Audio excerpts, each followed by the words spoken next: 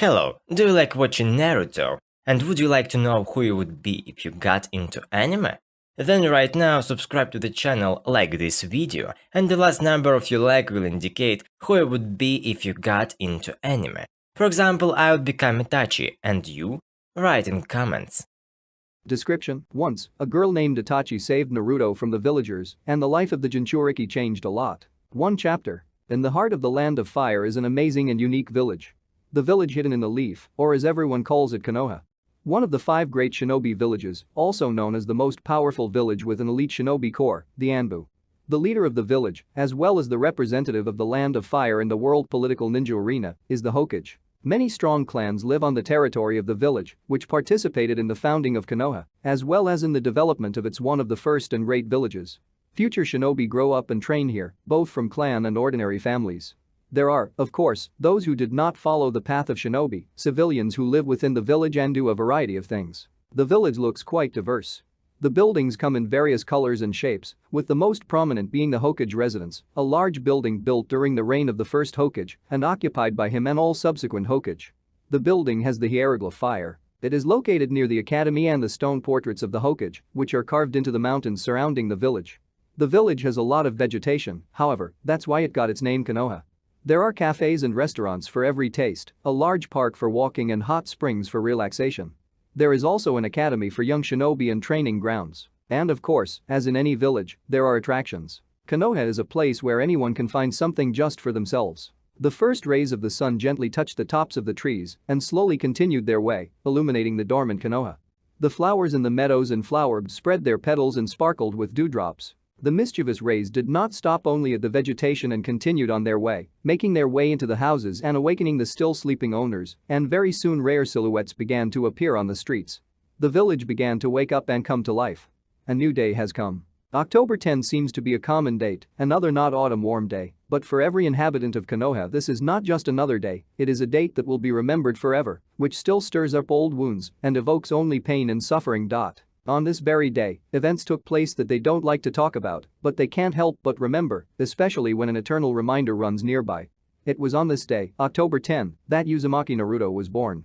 It was on this day, October 10, that the 9-tailed demon fox attacked Konoha, crushing and destroying everything around. Many shinobi and civilians died, and the 4th Hokage himself and his wife were among the dead, although at that time he was the strongest shinobi of Konoha.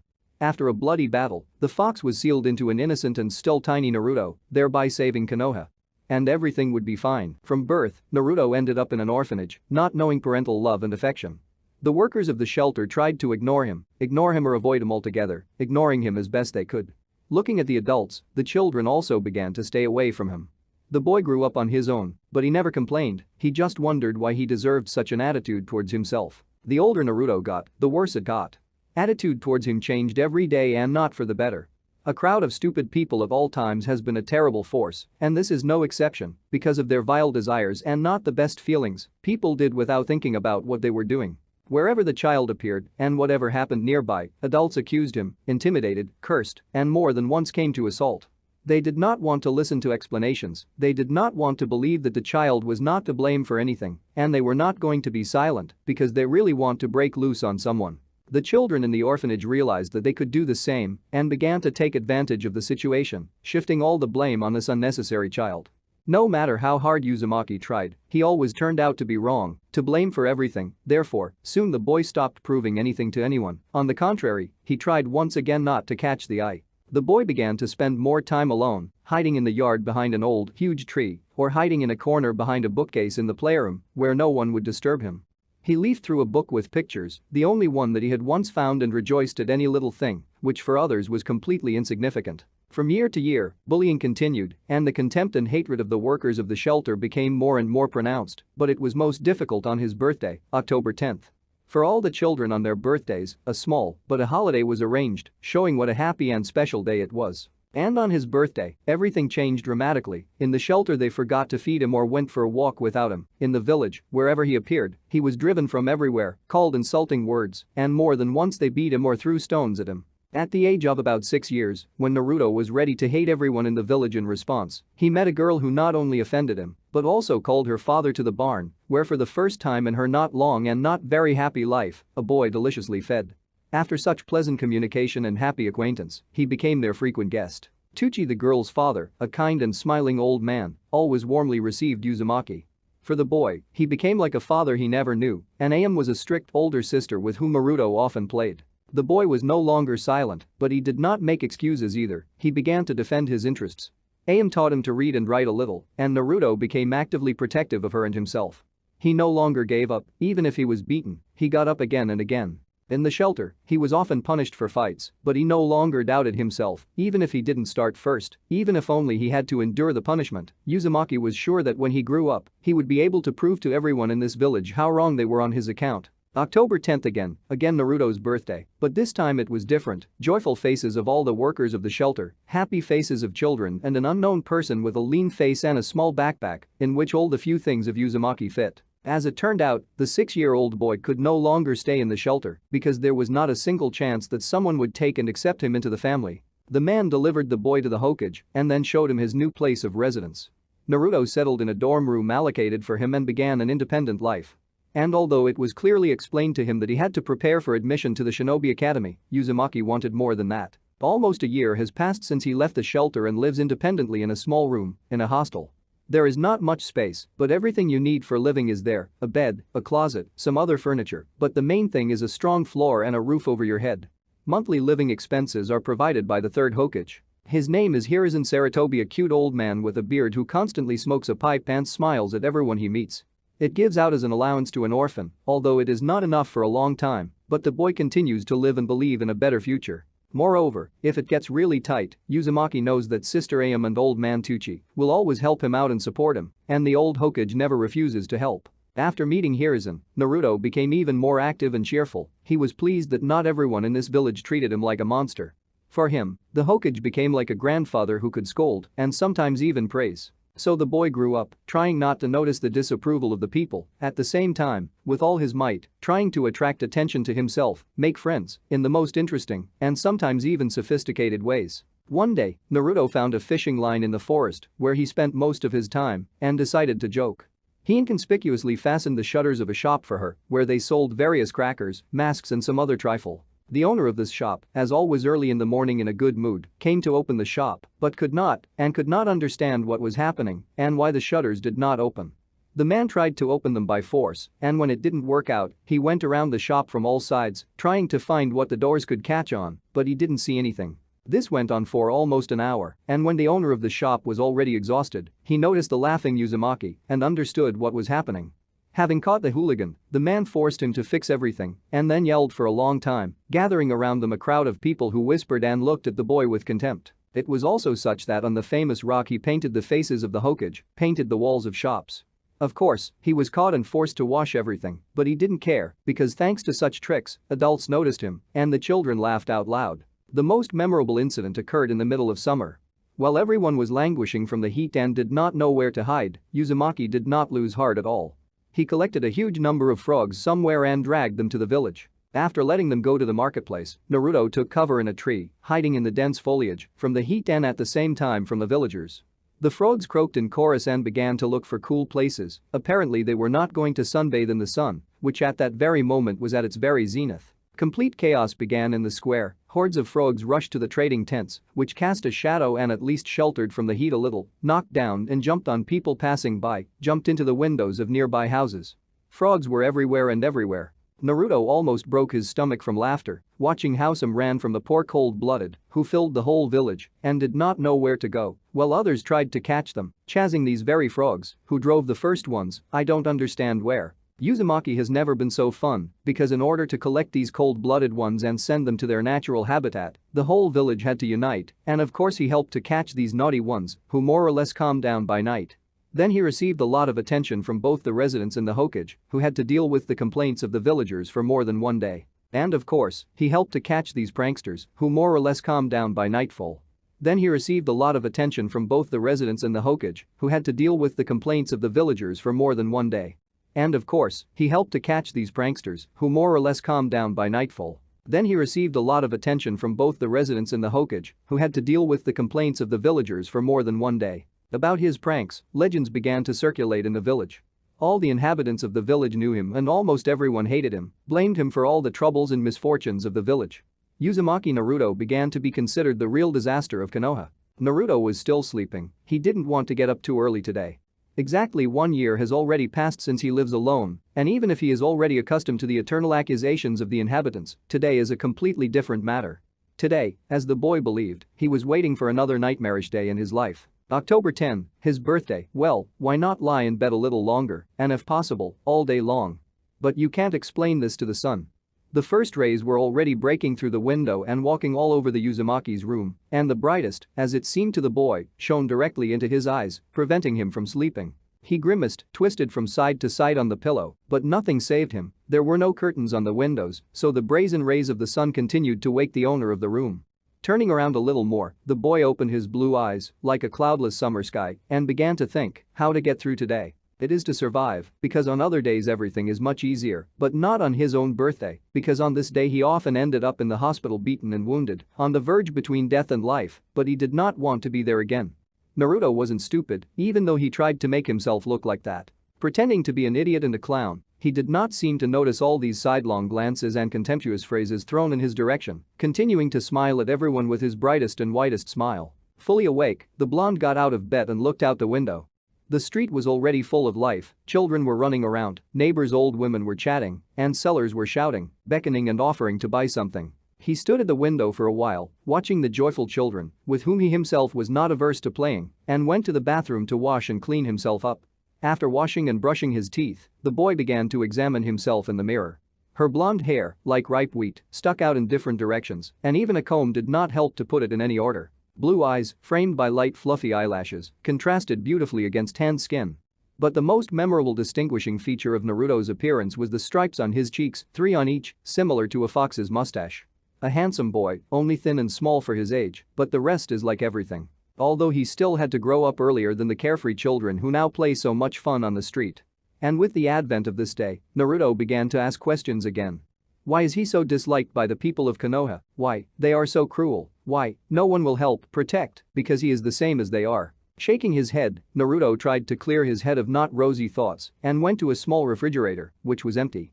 I checked the stocks of ramen in the cupboard, it was empty, and my stomach also rebelled, starting to demand attention and sing its morning praises throughout the room. I have to go to the store. Sighing heavily, Uzumaki said aloud and began to look around the room, looking for his things. Finding his old t-shirt with the swirl mark on the back and shorts, Uzumaki slowly, even lazily, dressed. He sat on the bed for a while, dangling his legs until his stomach kicked in again, took another deep breath, and took his few savings as he headed out the door. Just not to get caught by anyone, the boy thought, closing the door with a key and moved in the right direction. As soon as Naruto left the home walls of the hostel, he felt out of place, angry looks rushed at him from all sides, even children's laughter and fun subsided. Without thinking twice, he quickly ducked around the corner and disappeared into a dark alley, trying to continue to go through deserted alleys and distant courtyards so that no one would notice him. But apparently the blonde was really born under the wrong star, and today is not his day. The blonde didn't have time to go far, from around the corner, pretty drunk men came out to meet him. Not noticing them immediately, the boy crashed into one of them and fell to the ground, kissing his 5th point. Taken aback at first, the man reached out his hand to help him up until the second stopped him. Sorry. Naruto said very quietly, got to his feet and already wanted to run further, but one of the men grabbed his hand and pulled him towards himself, almost twisting that same hand. Just look who we have here. It's a demon in person. Why don't we teach him a lesson? To next time look, we're rushing. The man said with a wicked grin. I'm sorry, I didn't mean to. Naruto said louder, trying to free his hand from the grip, although it didn't work very well. But you are absolutely right. Apparently, he is not trained in manners at all, he also walks where they are not asked and looks in the wrong place. We need to fix this. Looking at the boy, said the second. They dragged Naruto deeper into a dark alley. He tried with all his might to escape, kicked, beat with his small fists and shouted, but even rare passers-by turned away, not paying attention to what was happening. Having apparently reached the right place, where there were no people at all, the blonde was pressed against a wall, talking and chuckling maliciously. But Naruto did not lose hope and looking around, trying to find a way out of this situation. An unexpected blow to the stomach knocked out all the air from the lungs and the plan that was almost ripe in the head. The men were not at all satisfied with what was happening, and the boy received another blow, a little higher, just in the solar plexus. And if before that it was just hard for him to breathe, now Uzumaki doubled over in pain and began to choke. But this did not stop the embittered drunkards. Now the second one decided to take revenge on the child and, holding Naruto by the collar, hit him several times with his knee in the stomach, from which the boy was completely lost in the sensations of pain. The man lifted the boy by the collar of his t-shirt to admire the face distorted by pain, and as much as Naruto did not want to be strong, no mental coaxing helped him now. Tears involuntarily flowed down the boy's cheeks. He began to cough, coughing up blood, and if his stomach had not been so empty now, then most likely everything that could be there would have been knocked out of it. Having got what he wanted, the man with a hard grin threw the already unresisting boy into the wall. Naruto hit his back hard against a wall and fell to the ground. There was no strength to resist or even stand up, so the blonde remained lying on the dusty ground, mouth wide open and gasping for air, trying to at least catch his breath, but no one let him do it. Blows rained down from all sides. First they beat with fists, then they began to kick with their feet, not caring that they might kill. Naruto didn't scream, he didn't even have the strength to do so, he just shrunk and covered his head with his hands, continuing to wait for it to be over. He did not know how much time had passed, for him it was an endless torture, but no matter how tenacious the uzumaki was, after a few minutes of such a beating, his eyes darkened and he lost consciousness. But this did not stop the not-sober men, who simply continued to strike the boy while laughing and saying something about the bad manners of today's youth. He didn't even have the strength to do so, he just shrunk and covered his head with his hands, continuing to wait for it to be over. He did not know how much time had passed, for him it was an endless torture, but no matter how tenacious the uzumaki was, after a few minutes of such a beating, his eyes darkened and he lost consciousness. But this did not stop the not-sober men, who simply continued to strike the boy while laughing and saying something about the bad manners of today's youth. He didn't even have the strength to do so, he just shrunk and covered his head with his hands, continuing to wait for it to be over. He did not know how much time had passed, for him it was an endless torture, but no matter how tenacious the uzumaki was, after a few minutes of such a beating, his eyes darkened and he lost consciousness. But this did not stop the not-sober men, who simply continued to strike the boy while laughing and saying something about the bad manners of today's youth. The sun peeked over the horizon, lighting up Konoha as the girl, about 9 years old, returned from her mission. The mission was not difficult, but it had to be delayed, and therefore she did not set off on her return trip until at night. Of course, she wanted to go home, but she did not rush and stomped at a walking pace, enjoying the opportunity to have a little rest. Green forest, blue sky and fresh air, beauty, in a word. Coming out of the forest to the main gate, the girl breathed a sigh of relief. Finally at home, basking in the warm sunshine, she greeted the guards with a smile and headed to the Hokage residence to report on her successful mission. By the time the dark-haired girl arrived, Third's office was already bustling with life. Someone was running around with papers, someone was arguing about ranks, someone was receiving instructions, and someone was on a mission, although Hiruzen himself sat quietly smoking a pipe, as if it didn't concern him at all. Ignoring the booth around her, she headed straight for the Hokage. Having greeted the old man, she quickly gave him a scroll with a report and excused herself, went home. As soon as she went home, her little sister ran into her and hung on her like a cola. She began to chatter something, to ask questions, but the girl did not stop, and so, together with her sister hanging on her, went upstairs to her room. When the younger one was exhausted and was only moaning, begging for what she wanted, the older one refused her, and she rushed out of the room with tears. After a little thought, she felt sorry for her beloved sister and went downstairs to give her at least a little time, but she was not there, as well as in other places where she could be. Not finding her sister in the house, she went to the village. Jumping from roof to roof, the girl looked around, at the same time, trying not to catch the eyes of civilians. Exactly 7 years have already passed since the attack of the nine-tailed demon fox, but today, October 10, the villagers seemed to be returning to those times, becoming embittered and cruel.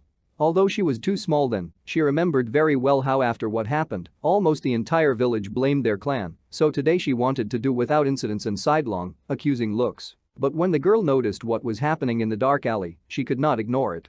The girl darted towards the loudly laughing men who were stumbling at someone. She stopped right above them and looking down, she could not believe her eyes. The men were beating a very small and apparently already barely alive boy. Unable to bear the sight, she jumped down to stop them. "What are you doing?" the girl asked, but no one heard her. "What are you doing?" she shouted loudly and began to approach the men with the Dojutsu activated. "None of your business," one of them snapped, not looking at the newcomer. "Yes, where would you go?" added to what was said the second and turned around. Seeing the Sharingan, he patted his friend on the shoulder, to which he also looked up from his work and turned around.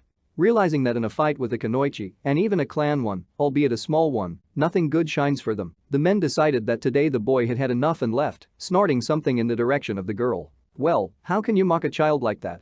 thought the girl, looking at the small body, on which there was no living place. She moved closer to the boy lying on the ground, and what she saw shocked her. Naruto lay unconscious, in a tattered t-shirt, covered in dirt and blood, white as chalk. She even thought that he was already dead. Recovering herself, the girl began to check for a pulse and, finding one, took him in her arms. The boy was too light, so it was not difficult for her. Quickly orienting herself, the girl ran to the hospital.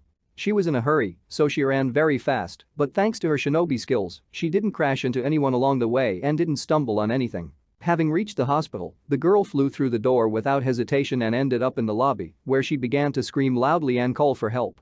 Nurses ran up to her, examining her with concern, though not for long. When they saw who really needed help, their attitude, their views, everything changed dramatically. But the medical staff could not refuse to help, so they took the boy away and sent her home, so as not to interfere with work. When Naruto woke up, the first thing he noticed was the strong smell of medicine. Opening his eyes, the boy looked around. Gray walls, just as gray, or should I say dirty curtains on either side of the bed, a white, cracked ceiling. He already knew the area well, so he quickly figured out that he was in the Konoha hospital. Slowly raising his head, which was splitting as if it had been hit with something heavy, although it is not surprising that he was not lightly beaten this time, Uzumaki looked out the window. It was already dark outside, so he had been unconscious for quite some time. He tried to push himself higher, but even with a little effort, a sharp pain in his entire body reminded the blonde that now was not the best time for heroism. The boy carefully lay back on the bed, realizing that today it was better for him not to move, and even better, just fall asleep again, while his body is recovering. Everything always healed quickly on him, and as Naruto himself believed, with his difficult life, this is probably the most successful ability. Closing his eyes in an attempt to sleep, he could not get rid of one single thought. How did he get here? A girl, about 9 years old, named Uchiha Itachi, attractive and sweet, with dark hair that reached her shoulders, paced her room back and forth, and thought about what had happened in the morning. Black, like an impenetrable night, her eyes, beautifully in harmony with her milky skin, several times, from more vivid memories of a blonde boy, lit up red, betraying all the experiences of their owner. And although Itachi was often a little secretive and not talkative, this time she wanted to share her thoughts and feelings with someone, throw out everything that was boiling. She could not calm down in any way, not understanding what this boy had hurt her so much, why she was so worried about him, because usually only with her family the girl was herself, and only the family she gave her love and affection, until after another round she suddenly remembered, why was it even there? But she went to look for her little sister, who was offended that she couldn't work out together again. Only she never found her sister, but stumbled upon this terrible incident. And again, thoughts returned to the boy, and again a bunch of questions appeared in my head. How is he? Is he alive? Should I go to the hospital and check on the boy, or just go to the hospital and find out what's wrong with him? Tired of her own tossing and brainstorming, Itachi went down to the first floor, where she found only her mother, Mikoto Uchiha. A woman with fair skin and dark eyes, long black hair with bangs that beautifully framed her face, dressed as usual, spun around the stove. "Mom, have you seen Sasuke?" the girl asked, to find out if her sister was already at home. "Did something happen?" Mikoto replied with a question, arching an eyebrow and looking at her daughter. "No, of course it's just to be honest, she ran away from me again. I was offended that I could not train with her." The girl muttered softly and lowered her head, hiding her eyes behind her bangs. "No, Itachi, I didn't." The woman said loudly and added very quietly in her ear so that only Itachi could hear her, "Don't worry, Sasuke has been at home for a long time, she is hiding, as usual, in the garden." "What to do now?" "Mom, we need to find her urgently. She is probably hungry, cold, sitting somewhere and crying." Laughing softly, the girl said loudly. "Oh, how is it, our little poor Sasuke? You're right, we need to look. I'll help you now," the woman said, covering her mouth with her fist so that her laughter would not be heard. "Well, what kind of circus are you doing here?" Sasuke left the next room, crossed her arms over her chest, and began to peer at her relatives, who were no longer holding back, laughing all the way. Sorry.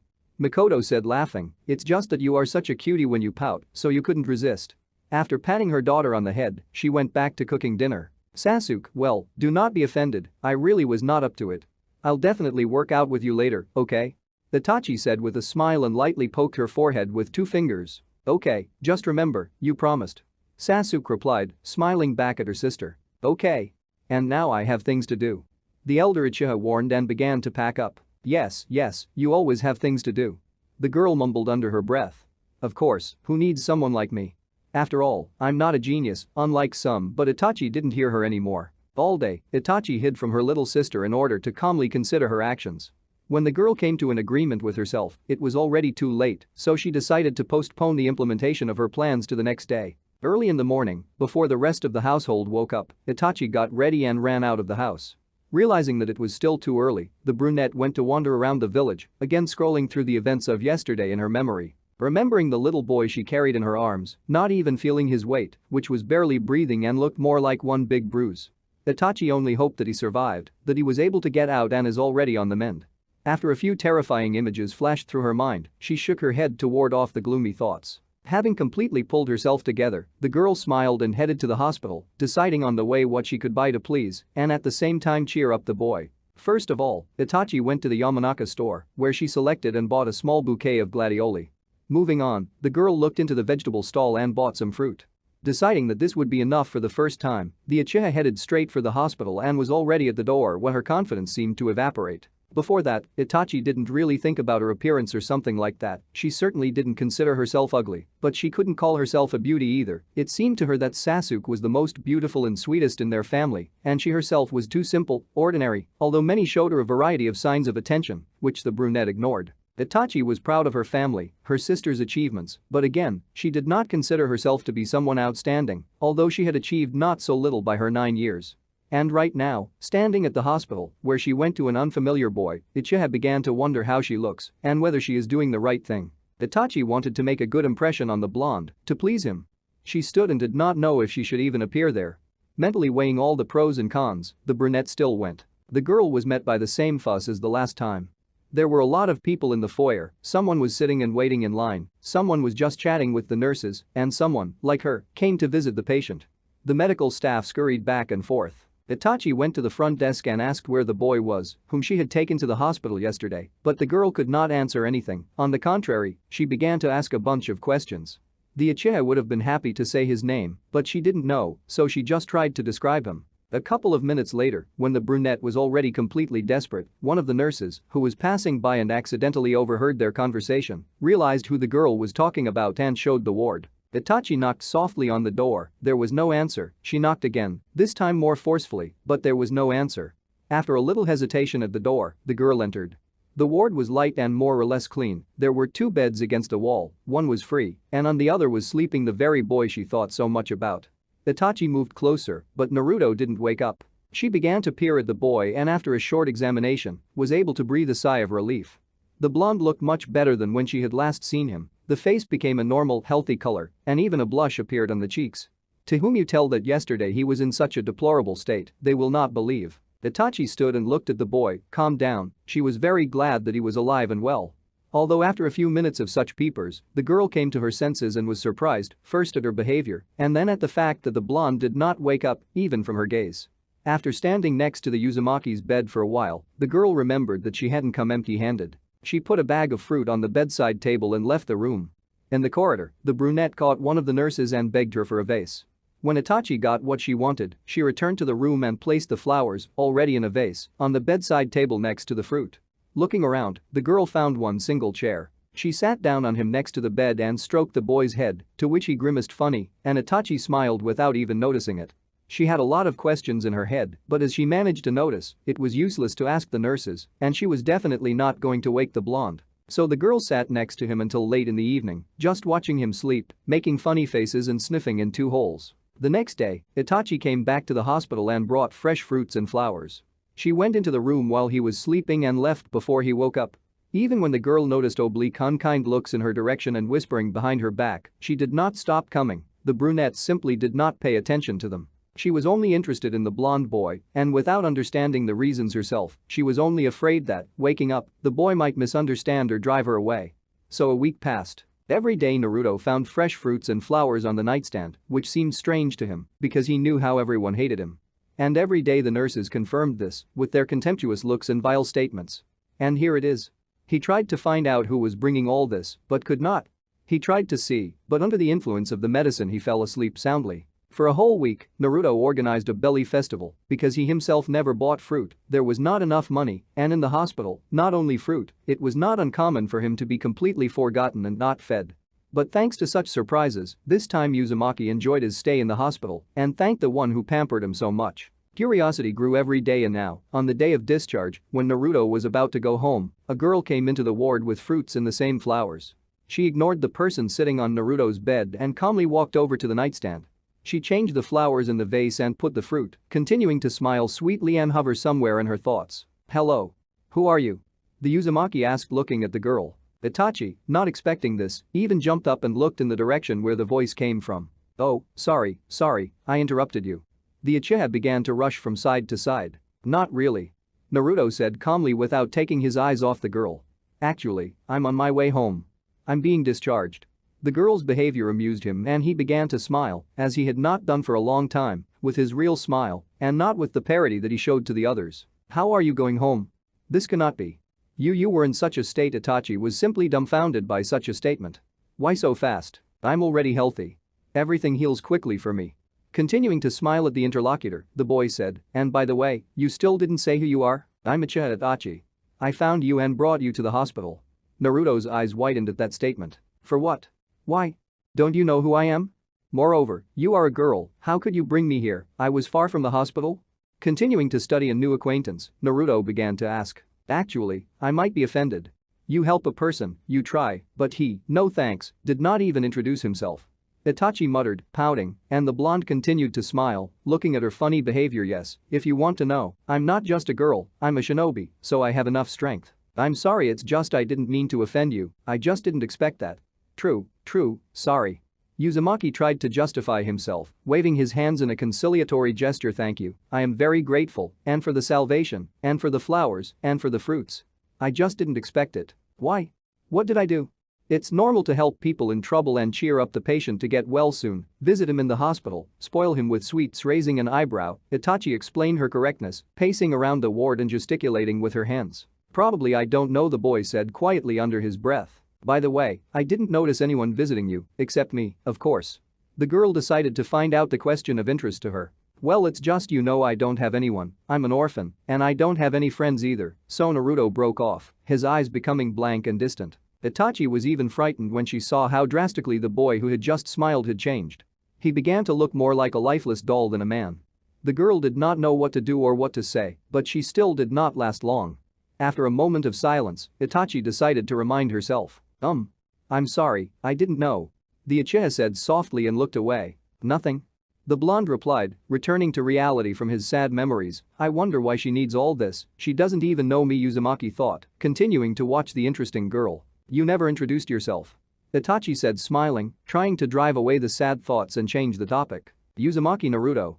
The blonde answered and began to expect a reaction, but it did not follow, and the girl remained in place, even her gaze did not change and still remained the same kind. "Nice to meet you, Naruto.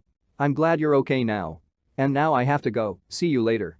Itachi said and jumped through the open window. Uzumaki wanted to once again thank the girl for her concern and ran to the window, but the Uchiha was nowhere to be seen.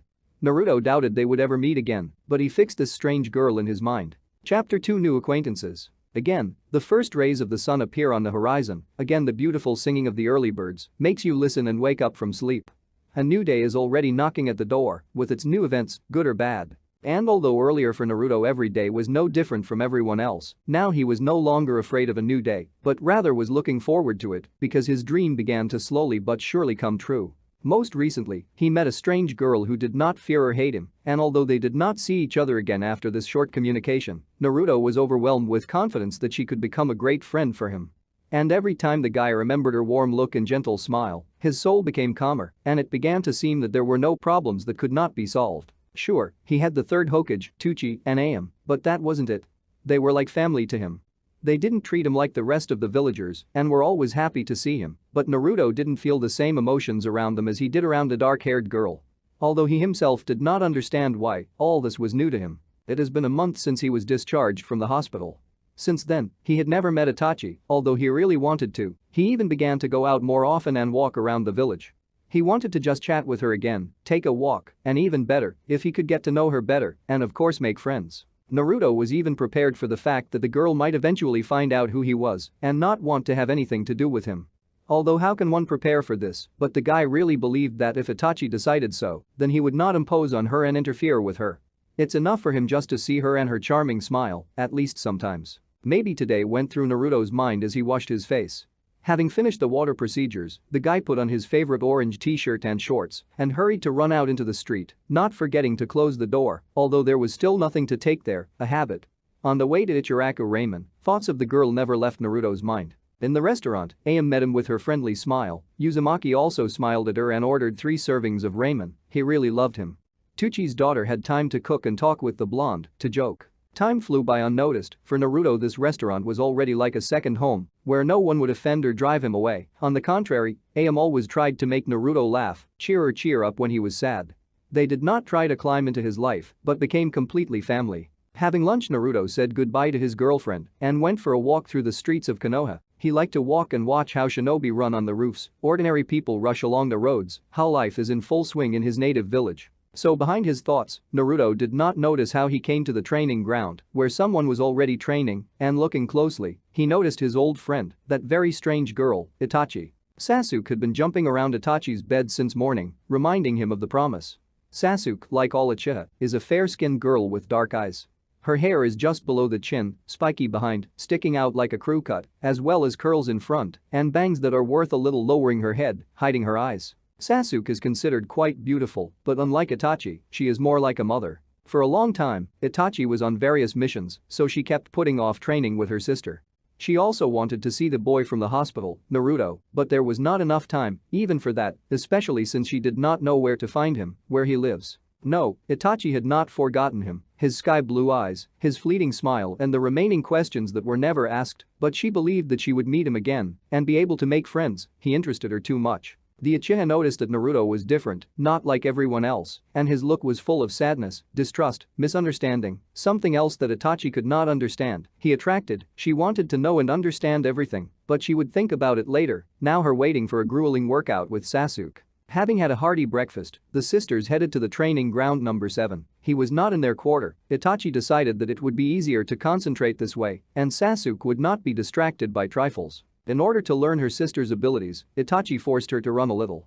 The eldest Uchiha expected that while she was away, her sister was not lazy and, as expected, trained, but her sister did not live up to her expectations, and instead of 50 laps, already on the 20th, she fell exhausted nearby. Sasuke, I'm very curious, what have you been doing all this time? Glancing at her sister, who was trying to catch her breath, Itachi asked, although you don't have to answer. You decided, since I'm not in the village, you can freebie, I won't notice. She continued to scold her sister. Probably all she did was lie in the garden and crack her mother's cooking. Grabbing Sasuke by both cheeks, began to squeeze her. Look what cheeks she ate, just like a piglet has become. Yes and how can we find a husband for you? It won't feed. Itachi. Sasuke tried to break free until her sister squeezed her of all and her cheeks already hurt. I really trained. The puppy look did not help. Itachi looked with one eyebrow raised, but Sasuke managed to get out of the grip. Honestly.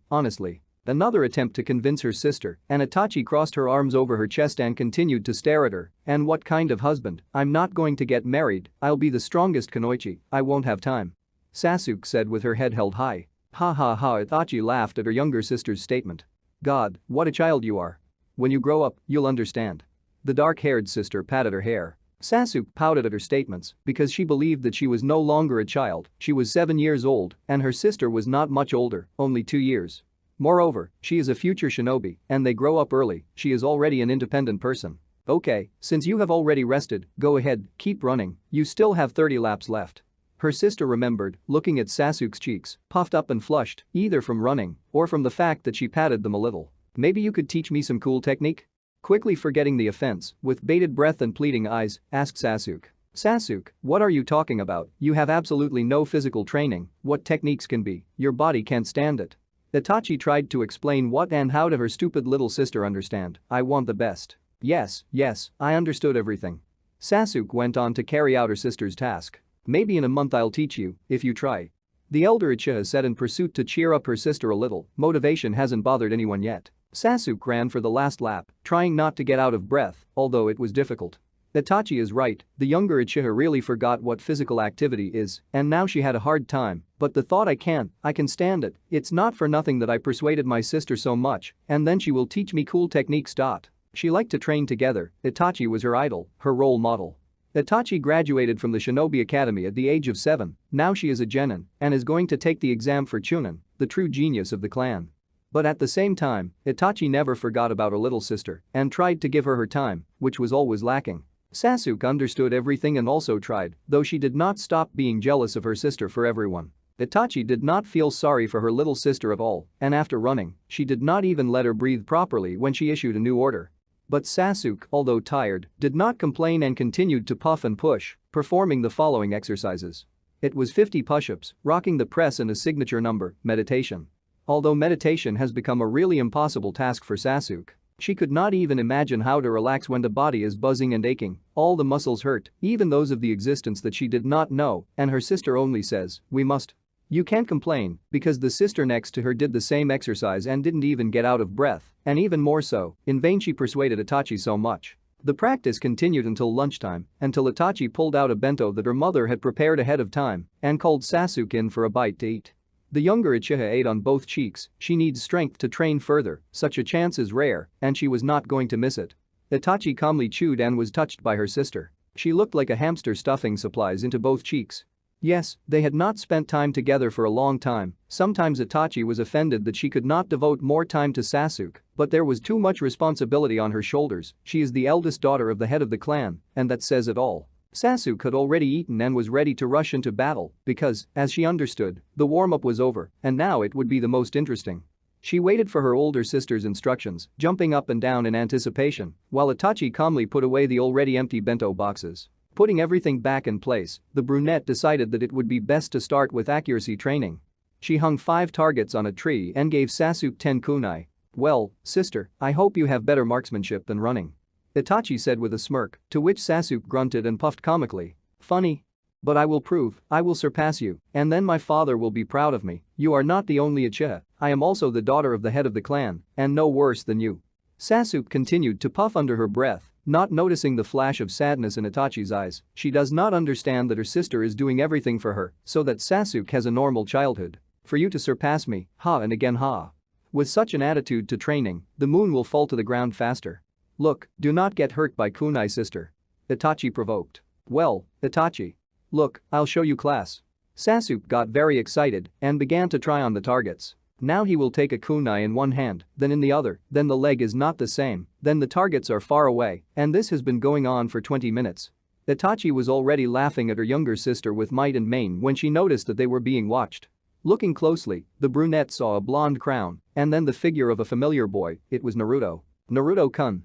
Itachi waved her hand, smiling her whitest smile. Uzumaki began to move towards them, and Sasuke, too, was distracted from her occupation to see who was approaching them, especially since she knew that her sister did not really like guys, especially not from the Uchiha clan. "But here on you. Good afternoon, Itachi-san." The boy bowed politely, causing the eyebrows of both sisters to rise to their foreheads. "Naruto-kun, don't be so formal, just call me Itachi." Smiling, the girl said, simultaneously trying to examine her acquaintance, who had changed a little since the last meeting. Naruto was no longer so thin and pale, but he had not grown much, although only a month had passed.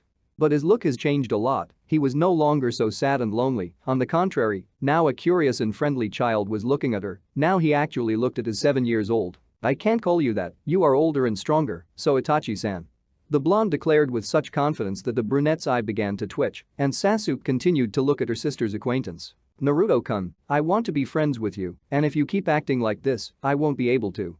Pouting her lips, the girl began to turn away. Itachi-san, forgive me, I also really want to be friends with you." The boy tried to look into the eyes of the interlocutor with a frightened look. And. Itachi held back, trying not to laugh. "Naruto looked too funny." "Itachi-chan?" Uzumaki said quietly, and the girl raised one eyebrow and she looked at him inquiringly. "Itachi?"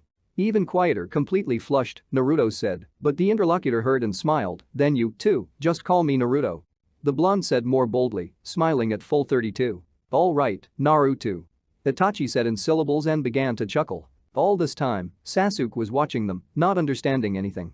Naruto drew attention to her, and Itachi followed his gaze and remembered that they were not alone. "Exactly, this is my stupid little sister Sasuke." Hitting herself on the forehead, the elder Uchiha introduced her sister. Sasuke walked around Naruto, looked around, finding nothing remarkable, turned back to the targets, and continued throwing kunai. "Sasuke. You can't behave like that." Itachi was indignant, to which Naruto just waved his hand, like he was already used to it. "Well, while my sister is training, let's go under a tree from the sun, we'll hide and chat or something." I have so many questions for you. The boy nodded in agreement, and the brunette grabbed his hand and dragged him to the tree. Sasuke watched this and frowned more and more. They sat and talked for a long time, laughed, smiled at each other, discussed various news, and Sasuke did nothing but grunt and snort in response to these happy faces.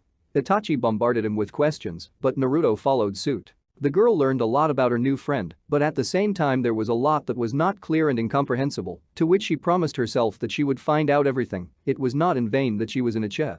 Naruto also learned a little about Itachi, more he listened to her stories about his beloved sister and family. But even listening to funny stories, the blonde noticed a certain sadness and understatement in the girl's eyes, although he himself understood that no one would lay everything out to the first person they met, well, maybe not the first, but still unfamiliar. And he only hoped that the time would come, and Itachi herself would tell everything if she wanted to. Sasuke was starting to get fed up with them having fun and being ignored. After all, this is her sister and it was she who pulled her out of the house, therefore, the younger Uchiha believed that Itachi should spend time with her now, and not with some stupid boy. It was only a couple of moments when Sasuke's patience snapped completely, and she headed towards them. Coming close, the girl waited for a reaction, but it did not follow. Sasuke remained unnoticed. For a couple of minutes, the girl stood and snorted, trying to attract attention, but they continued to talk sweetly and smile at each other. Itachi. How long will you rest? But what about training? Crossing her arms over her chest, the girl asked and looked first at her, then at Naruto, who even cringed at this look. You didn't even look. How can you teach me if you can't see what I'm doing? Sasuke, calm down, what are you taking me for? She looked at her little sister and quickly reported, you got 5 hits out of 10, and from the 10th attempt, what do you want to hear from me? I think that you still need to continue to train and hone your skills. Sasuke-chan, can I watch you train? Naruto said with all friendliness and smiled at all 32. Itachi smiled just looking at this interesting blonde. I am also going to become a shinobi, a great shinobi, and take the post of Hokage. Sasuke laughed and Itachi glared at her sister reproachfully. You Hokage you, the girl continued to laugh. Pain flashed in Naruto's eyes. He was offended, but he restrained himself, realizing that even though Sasuke and Itachi's sister, this does not mean that he can just as easily find a common language with her.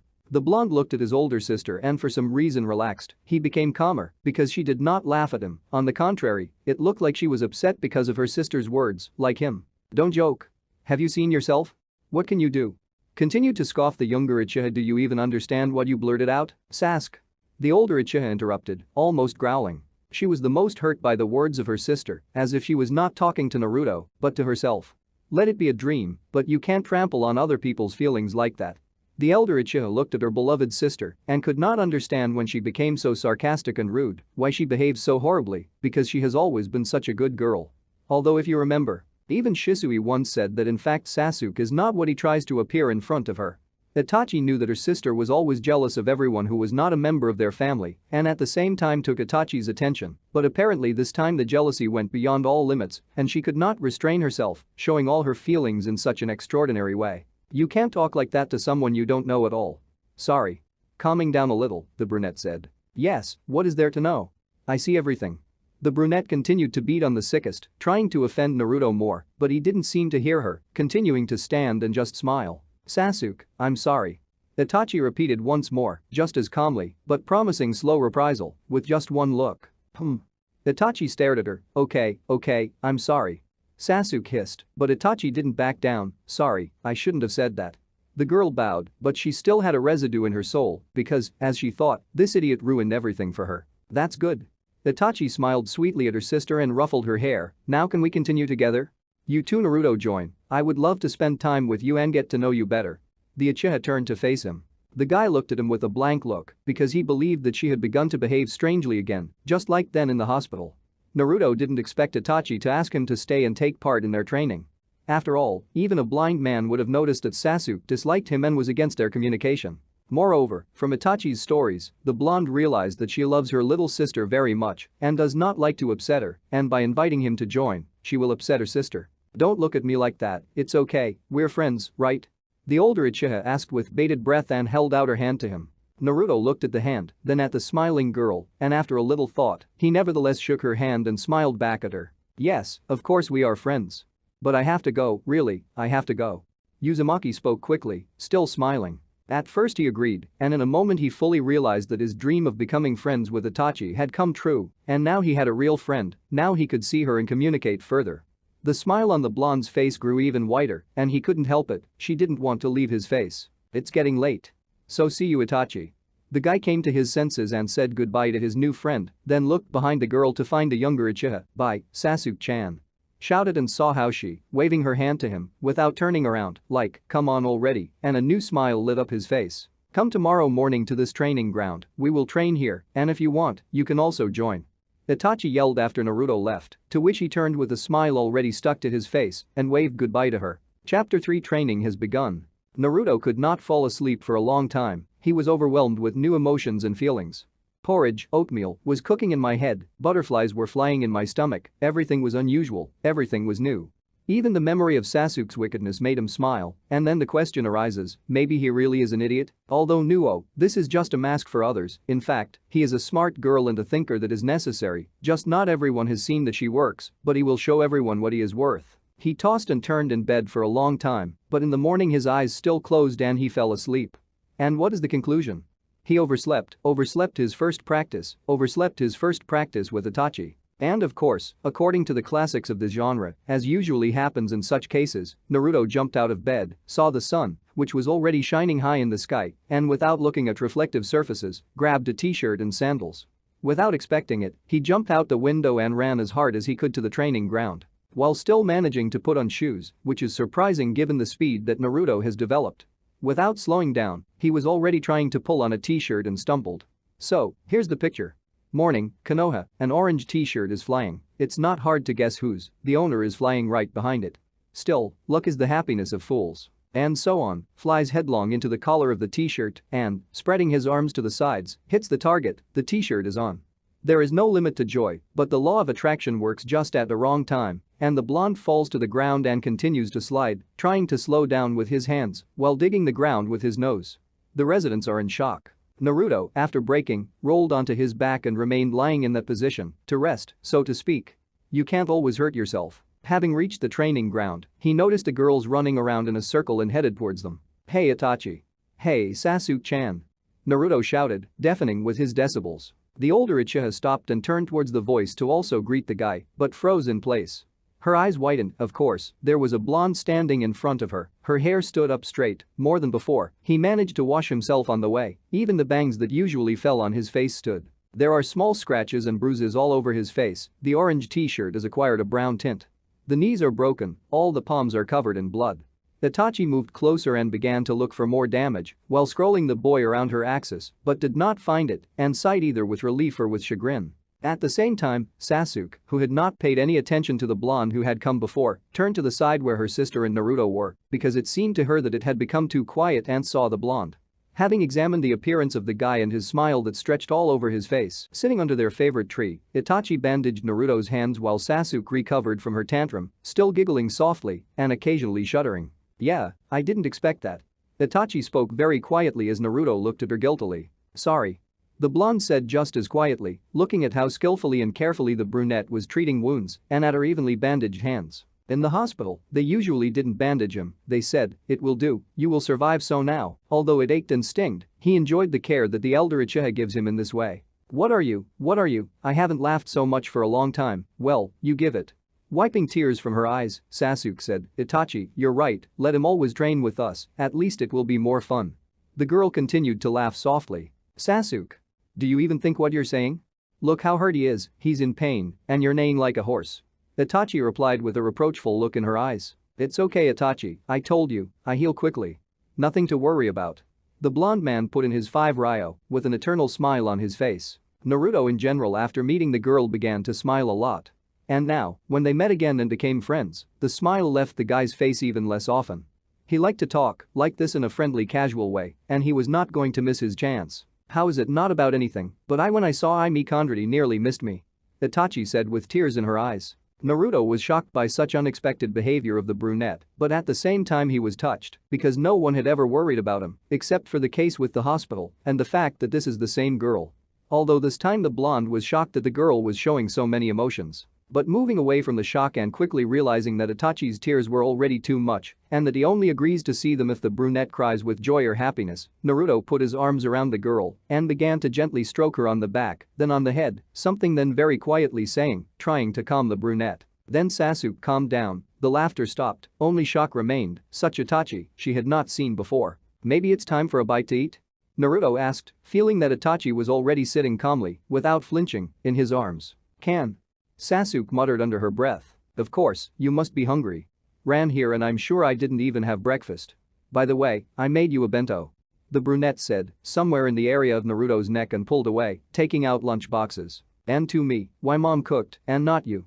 The younger Uchiha spoke in an offended voice, flashing her black eyes at Naruto. With every minute she liked Itachi's attitude towards this blonde less and less. It's just that she taught me how to cook in the morning, so I didn't have time to cook a lot, and my mother already cooked for you and me. I decided to take my cooking because I was sure that Naruto would forget to take something to eat.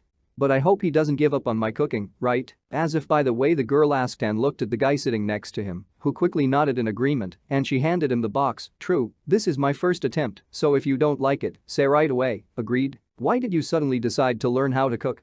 The younger Uchiha asked, keeping a close eye on her sister's reaction as she opened her portion. Shinobi, they should be able to do everything. Especially since I'm a girl, everything in life can come in handy. Silly little sister. Itachi said as she started to eat as she watched Naruto devour the offered lunch and smiled at her own thoughts. Itachi. You are just a goddess, I have never eaten such yummy. Naruto was overwhelmed with emotions, even stronger than yesterday, he just glowed like a light bulb. Thank you. I'm glad you liked it. The girl was embarrassed, and Sasuke began to rage again, because as soon as this blockhead appears, Itachi becomes completely different, since everyone has already eaten, you can return to training. Naruto, what were you doing before you joined us? In terms of? Today? The blonde asked, not understanding what she was interested in. Training, I mean. Itachi repeated again. What did you do before? Does running away from the villagers count? The blonde asked, not at all embarrassed by this fact, but on the contrary, smiling with all 32 teeth, as if it was just fun and not an attempt to escape from the inhabitants of Konoha. In your case it counts. Sasuke answered for her sister and started laughing again. So nothing. Itachi concluded and immediately began to work out a training plan for Uzumaki in her mind. Then let's start with a simple warm-up. A simple warm-up for Itachi proved to be irresistibly difficult for Naruto. She drove him all day around the stadium and forced him to perform many different exercises. And no matter what gods Uzumaki prayed to, nothing pacified the brunette, although at the same time she said that she was sorry for him because of his wounds. And the blonde increasingly began to scroll in his head what would have happened if not for this accident. He would then, probably, throw back his hooves here under the guidance of Itachi, who smiled sweetly and pronounced a verdict. Sasuke's sister also did not let her relax, but even so, she also managed to somehow hook the blonde or make fun of him, and then the races and catch-ups began. By the evening, the exhausted and tired children fell under a tree. Itachi did not feel tired, the girl got used to physical exertion and calmly endured what the younger ones could not, although she did everything the same as Naruto and Sasuke. When they fell exhausted, she decided that that was enough for today and calmly approaching them, sat down next to them. While the children were trying to catch their breath, the young brunette fixed her eyes on the sky, which gradually began to be covered with a sunset blush. And although the trees still let the weak rays of the sun pass through their branches, which fell evenly on the ground covered with grass, she knew that the time had come for parting. The girl knew that they were saying goodbye only until tomorrow, until the next training session, but still, for some reason, she did not want to let this blonde boy go. Without understanding why, but in such a short time she had become attached to him with all her soul. But time is inexorable, even the sun has already hidden behind the horizon, leaving her no other choice. Saying goodbye to the boy, Itachi grabbed her sister in an armful and dragged her home as quickly as she could. The brunette wanted to quickly be at home, in the shower, and try to wash off some sin that the girl had not yet committed, but apparently was already on edges. Naruto didn't even have the strength to eat, so without undressing, he plopped down on the bed and just passed out, without any extra worries. In the morning, Naruto felt that his arms and legs did not obey him, simple attempts to get up or sit down caused pain all over his body, he was nailed to the mattress. Naruto had the feeling that an elephant was passing by, who decided to sit on it and rest. Slowly, overcoming the pain, the blonde sat up on the bed, sat for a while, and decided that it was time to move on, stood up, leaning on the side of the same bed. The legs could barely hold the boy, but he would not be himself if it stopped him, so Uzumaki took the first step, and after him the second, so quietly the blonde walked towards the bathroom, feeling, of course, like a newborn deer, because he also barely moved his legs. After standing a little under the tight jets of cool water, the guy felt that he was starting to come to life and was ready to continue his difficult path. After washing himself and bringing himself into a more divine form, Naruto had a bite of noodles and left his home. Uzumaki, moving around the village very slowly, fell down the road several times but got up and continued to walk. Even a ram would envy his endurance and stubbornness. About an hour later, he was at the training ground. The pain did not go away completely, but it became easier, so he hoped that today he would survive and then everything could be. This went on for a whole month while Itachi trained them. Every day is a grueling and exhausting workout, and it seems that only the body gets used to the load and does not hurt. The elder Uchiha comes up with something new or increases the load, after which everything starts all over again. Of course, there were advantages. The girl spoiled Naruto every day with different delicacies of her own preparation. Sasuke was pissed off and lashed out at the blonde because her beloved little sister was giving her precious time to him instead of her. "Stop coming here. You're spoiling all my raspberries. Are you young and can't train on your own?" Sasuke could not stand it anymore and expressed what she had boiled for so long. "Well, why are you constantly spinning next to Itachi? Remember once and for all, she is my sister, not yours." "No, I'm sorry, I didn't mean to interrupt," Naruto quickly said, not expecting such a thing. He had already begun to think that Sasuke also became friends, but it turns out that she hates him like the rest. "Itachi just suggested it herself and is waiting for my arrival every day, but I can't disappoint your friend, a true friend," the blonde said quietly but confidently. "I considered you a friend, it turned out that in vain. But it's okay, we can still be friends. I don't need you or your friendship, I have a mom, dad, sister and a whole clan, so there are enough friends." Sasuke didn't think at all what she was saying, she just wanted to make it more painful so that he would no longer be seen next to Itachi, so that he would no longer come close to her and Sasuke at all. "Sasuke, what does all this mean? Apparently, I completely lost sight of you, and I could not even imagine that my dear sister could behave like an uneducated boorish woman." I heard a voice from behind, which Sasuke immediately recognized but did not dare to turn around. "Maybe you can tell me. What's happening? What did Naruto do when you're so pissed off?" Itachi continued in a calm voice. "Itachi is fine, Sasuke-chan is just tired, that's all." The blonde tried to justify the younger Uchiha and smile as always, but Itachi is not a fool at all. You can't easily fool her. Of course, she noticed all the changes in the guy, yes, and there's already a lot of time, we're all tired, so I'll probably go. Happy to stay. The blonde shouted goodbye and disappeared from sight, and Sasuke rushed in the other direction. Naruto lay on his bed, thinking about why Sasuke dislikes him so much. He tries to be polite, friendly, goes out of his way to make friends, but he just doesn't succeed. Though it may just not work for her. Probably, it's understandable, if he had such a sister, the blonde would be jealous too, or maybe not, he doesn't know, he doesn't have her. Not much gone into the world of his thoughts, he heard a knock and started. Before, no one except the third came home to him, and now is not the right time for his visits. The knock was repeated, and the guy realized that it didn't seem to him, so he decided to check it anyway and went to the door. The knock was repeated again, although now it was clear that he clearly didn't hear it from behind the door. Naruto abruptly turned around and even took a fighting stance, which Itachi once showed him, and looked at the window. There, the blonde saw a reflection of his dreams, who was sitting on the roof and waving her hand to him. Uzumaki rushed to the window, frightened for the girl, and flung it open, trying to drag her into the room, to which she laughed her ringing laugh. "Don't forget, I'm a shinobi.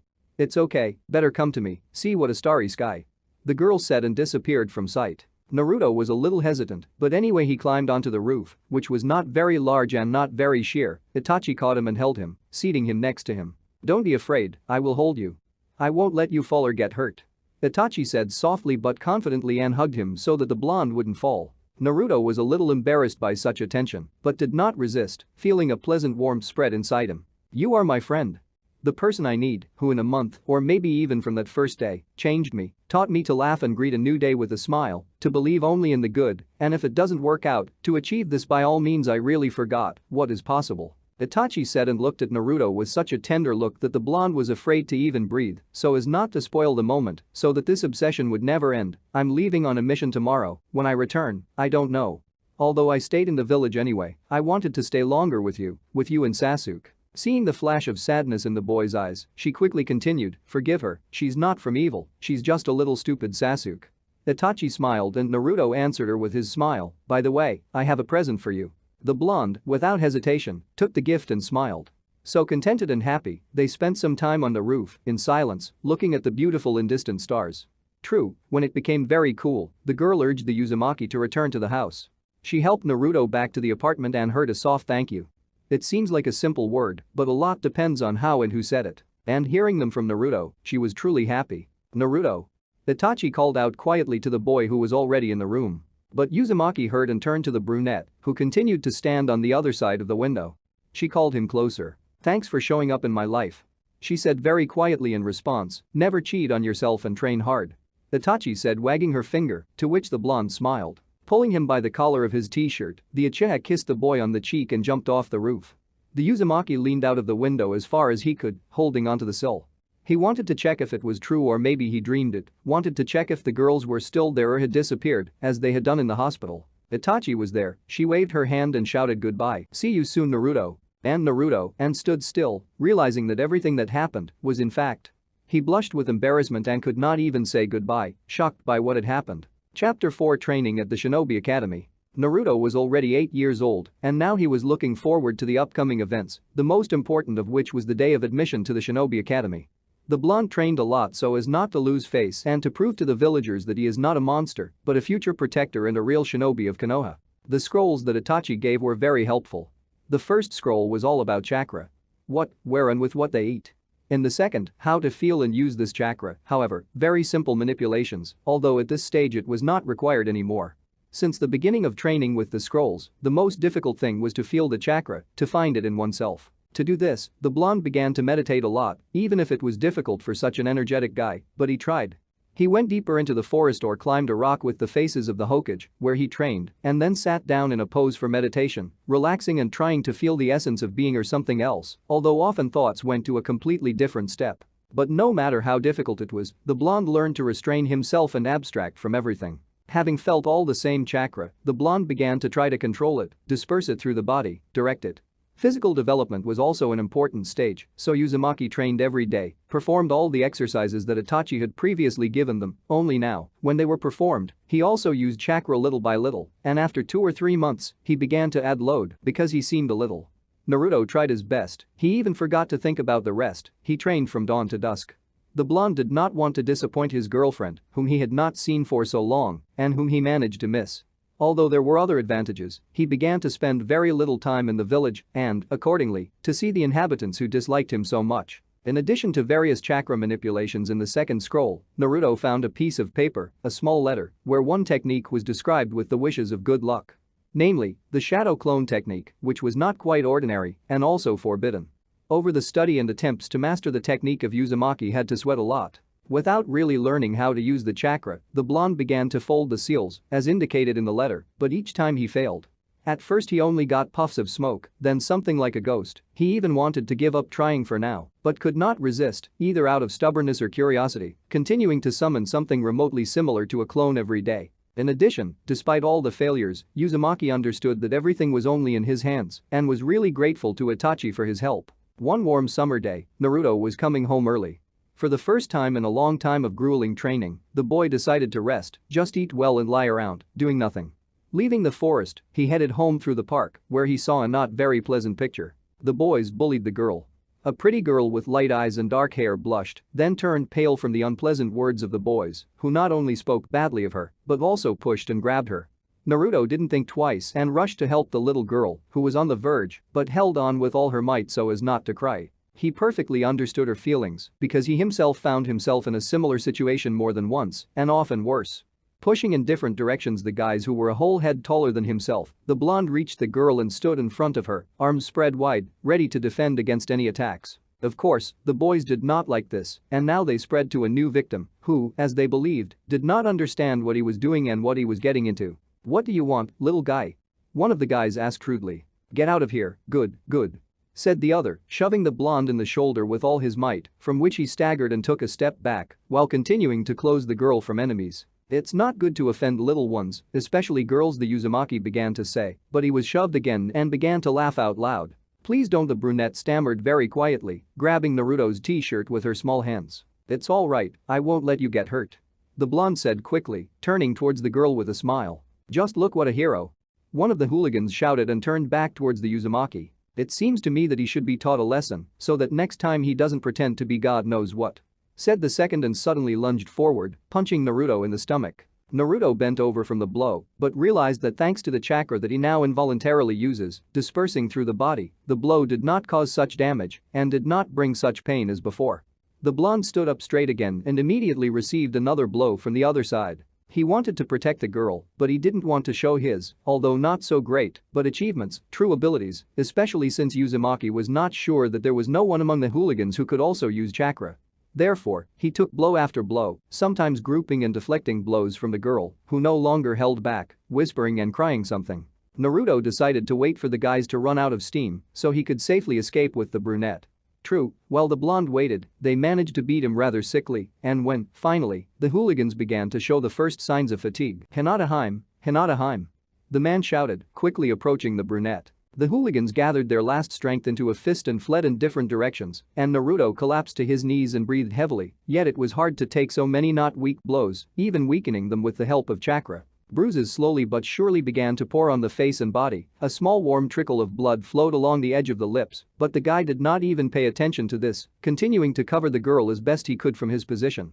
Uzumaki closely followed the man, and only when the girl ran to him, recognizing him as her teacher, did he collapse to the ground completely. "We must help him," the brunette screamed, turning around and heading towards the blonde. "No," the man said sternly, holding the girl's hand. But he saved me," the girl stammered and tried to free herself from the grip of her teacher. "He will die if." "No," the man said even more sternly, "and you should no longer even come close to such garbage." He grimaced, speaking, and dragged the girl away from the place where the exhausted blonde lay. Naruto lay on the ground trying not to move. The body ached, it was painful to breathe, and tears welled up in my eyes again and again. He just tried to help the girl, but even then he was faced with hatred and misunderstanding. After the incident in the park, Naruto began to train even harder and was soon able to achieve certain results. His ghost clones each time became clearer and more active. The Uzumaki almost exhausted himself every day until finally his clone became a real shadow clone, which not only did not disappear immediately after the appearance but was able, albeit for a short time, to train with his creator. But even after the success, the blonde did not stop and set himself a new goal to increase the level of chakra control in order to increase the number and duration of the existence of clones. And although Uzumaki knew that this technique was not so simple and meant for certain shinobi purposes, he liked it so much and he began to use it for some personal purposes. For Uzumaki, everything became easier and in a sense more fun. The only thing that has not changed is training. He continued to train all the same a lot, from dawn to dusk. And his still childish body gradually became more resilient and flexible. Naruto was proud of his successes, but here, of course, Uzumaki's blood also played a role, which carried with it obstinacy, endurance and many necessary and unnecessary qualities. At the same time, the blonde became a frequent visitor to the library, realizing that by developing only physically, he would not be able to achieve what he wanted more than anything else. Yes, and what can be progress without the mental? Naruto read a wide variety of books and scrolls, from cooking to the origins of villages, surprising himself when he realized that he was really interested in it and liked it much more than he first thought. Of course, not everything went smoothly, as the boy wanted, and at first the library was an impregnable fortress for him, an unattainable goal. Each time approaching the Temple of Knowledge, he was met by a librarian, blocking the path to the cherished goal. She constantly caught the boy, kicked him out and snorted contemptuously, "A person like you has nothing to do here." It lasted not 1 or 2 days, but a whole month, or maybe a little more, but the craving for knowledge, well, again, this Uzumaki of obstinacy won. Having got to know Naruto better, a librarian named Hashi, a cool granny of about 60 years old, began to let them read and then completely allowed them to take books home, strictly punishing them to take care of them like a treasure. Hashi soon fell in love with the curious and, in spite of everything, smiling bright boy, so she was not against sometimes just chatting with him or explaining something when he begged her about it with the sweetest and most touching expression on his face, which he learned by watching for children with their parents. She did not pay attention to other people's malicious whispers and helped the blonde as best she could, for example, to deal with things that were incomprehensible to him, talking about many still unexplored and amazing mysteries. A cool granny about 60 years old began to let me read and then completely allowed me to take books home, severely punishing me to take care of them like a treasure. Hashi soon fell in love with the curious and, in spite of everything, smiling bright boy, so she was not against sometimes just chatting with him or explaining something when he begged her about it with the sweetest and most touching expression on his face, which he learned by watching for children with their parents. She did not pay attention to other people's malicious whispers and helped the blonde as best she could, for example, to deal with things that were incomprehensible to him, talking about many still unexplored and amazing mysteries. A cool granny about 60 years old began to let me read and then completely allowed me to take books home, severely punishing me to take care of them like a treasure. Hashi soon fell in love with the curious and, in spite of everything, smiling bright boy, so she was not against sometimes just chatting with him or explaining something when he begged her about it with the sweetest and most touching expression on his face, which he learned by watching for children with their parents. She did not pay attention to other people's malicious whispers and helped the blonde as best she could, for example, to deal with things that were incomprehensible to him, talking about many still unexplored and amazing mysteries. So she didn't mind sometimes just chatting with him or explaining something to him when he begged her about it with the sweetest and most touching expression on his face that he had learned from watching children with their parents. She did not pay attention to other people's malicious whispers and helped the blonde as best she could, for example, to deal with things that were incomprehensible to him, talking about many still unexplored and amazing mysteries. So she didn't mind sometimes just chatting with him or explaining something to him when he begged her about it with the sweetest and most touching expression on his face that he had learned from watching children with their parents. She did not pay attention to other people's malicious whispers and helped the blonde as best she could, for example, to deal with things that were incomprehensible to him, talking about many still unexplored and amazing mysteries. Time did not stand still for Naruto after the appearance of so many interests. It seemed to him that it was just rushing by and he was not enough for anything, although there were moments when time still felt sorry for him and seemed to freeze, allowing him to enjoy special moments. The time spent with Itachi was just that, special. When they met, they disappeared for everyone from this world. Naruto forgot about his affairs and plans as soon as Itachi appeared in the radius of view. The Uchiha also forgot about everything when Naruto was around. They could chat incessantly about any nonsense or just be silent, understanding each other without words. The only thing that upset the boy was the amount of this time, although he understood that no matter how much they were together, this would still not be enough for him. Uzumaki always, despite what he does, thought a lot about the girl who became his first friend, teacher and savior in every way. And of course, he did not forget about her little sister, whom Itachi loved so much and who simply did not give a chance to forget herself. With each passing day, time rushed by faster and faster, taking with it wonderful, and sometimes not very, moments. They saw Itachi less and less, sometimes the younger Uchiha interfered with their meetings, sometimes they themselves. Naruto trained a lot, Itachi too, because she was not just a girl, but a real shinobi who could not irresponsibly disappear and walk when she pleased. Uchiha began to constantly disappear on missions and difficult training. And although the blonde understood that he would soon enter the academy and she would take the Chunin exam, this did not help at all to get rid of anxiety and loneliness. He never saw Sasuke again and tried to keep it that way, even finding an abandoned training ground so he wouldn't have to go to the one where they all trained together. And although sometimes he wanted to come there to see or at least look at Itachi with one eye, he held on and endured, waiting for the brunette to be free and come to him herself to see. Naruto also understood that it would not be possible to avoid Sasuke for a long time because admission to the academy was not far off and since they were the same age, they would definitely meet there. Moreover, she was the sister of his girlfriend, here you definitely want it, you don't want it, but you have to meet and maybe even communicate. Day after day, month after month, and then this day came. Naruto was going to the academy. He washed himself 5 times already, his teeth shone with whiteness, his eyes shone with curiosity, the smile did not leave his face. He put on his new orange t-shirt, on the back of which there was a red spiral patch, the symbol of the Whirlpool Village, and also the symbol of peace, black breeches and standard shinobi shoes, blue.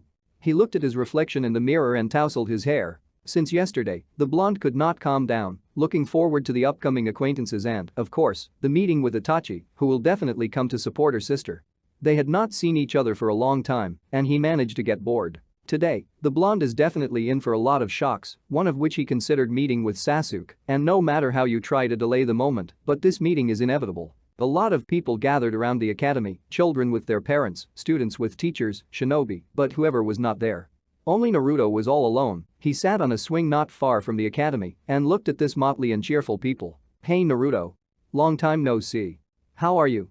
Itachi said happily, sneaking up behind her quietly. Hey, what are you doing? Do not be sad, imagine how many new friends you will have now. I'm sure with such a cheerful and smart guy like you, many will want to be friends. Chin up. The girl continued, smiling as usual as the boy turned briskly in her direction. Yes, Naruto recognized that sound and got off the swing to make sure he was right. And as expected, bypassing Itachi, he saw Sasuke, whom he had not noticed before or simply did not want to notice so as not to spoil the moment of reunion. She stood behind her sister and snorted contemptuously, examining him in return. And she has changed since then, until I saw her flash through the blonde's head as they stared at each other. Sasuke has grown taller, her black hair with a blue tint has grown to her shoulders. Black as night eyes, sparkling from under the bangs, milky skin and plump lips a real beauty, although for Naruto Itachi was still better in everything. And while Uzumaki was examining the brunette, not taking his eyes off her, the younger Uchiha also stood and looked at the old acquaintance, apparently also noticing the changes in the blonde. "Well, it's time to go to the introductory ceremony," the brunette chirped cheerfully. Uzumaki was so shocked that he didn't even have time to answer when the elder Uchiha hugged him, turning him towards the educational institution. First he was struck by Sasuke, and now by Itachi's behavior, who acted like a little girl, as if she was going to the academy. Such behavior was normal for him, but not for serious Itachi, who never showed herself in such a light in front of other people and behaved so freely only in front of him and her family. For all, Itachi Uchiha was a role model, a true shinobi, reasonable, prudent and unemotional. "And that we are smearing roles, go ahead," the brunette yelled, jumping up and down again. Sasuke grunted in her own way and went first to the entrance to the academy building. "Itachi, you're kind of weird today," Naruto said, trying to look into his friend's eyes. "No, you're Naruto, like always," Itachi replied quickly, keeping her eyes closed. "You can deceive whoever you want, but if you lie to me, I might be offended. I know you too well, so post it." With a serious face, Naruto said, not moving from his place so that she could not run away and dodge the conversation. Sasuke had already left decently, so she didn't interfere with their conversation. "Don't think anything bad, I just have to leave for a long time, I don't even know if I will survive," Itachi said very quietly, and Uzumaki's eyes widened at such a statement. "And I'm worried about Sasuke, after all, she is my stupid little sister. I know it's not the right thing to ask, but could you look after her?" He did not expect such an arrangement. "Of course, not a question, I'll look. But where are you going?" Feelings for a friend immediately reflected on the face of the blonde, and Itachi noticed this. "You know how long I've been training and preparing, and now the moment of truth has come. I'm leaving for the land of lightning to take the Chunin exam." A tired smile appeared on the older Uchiha's face.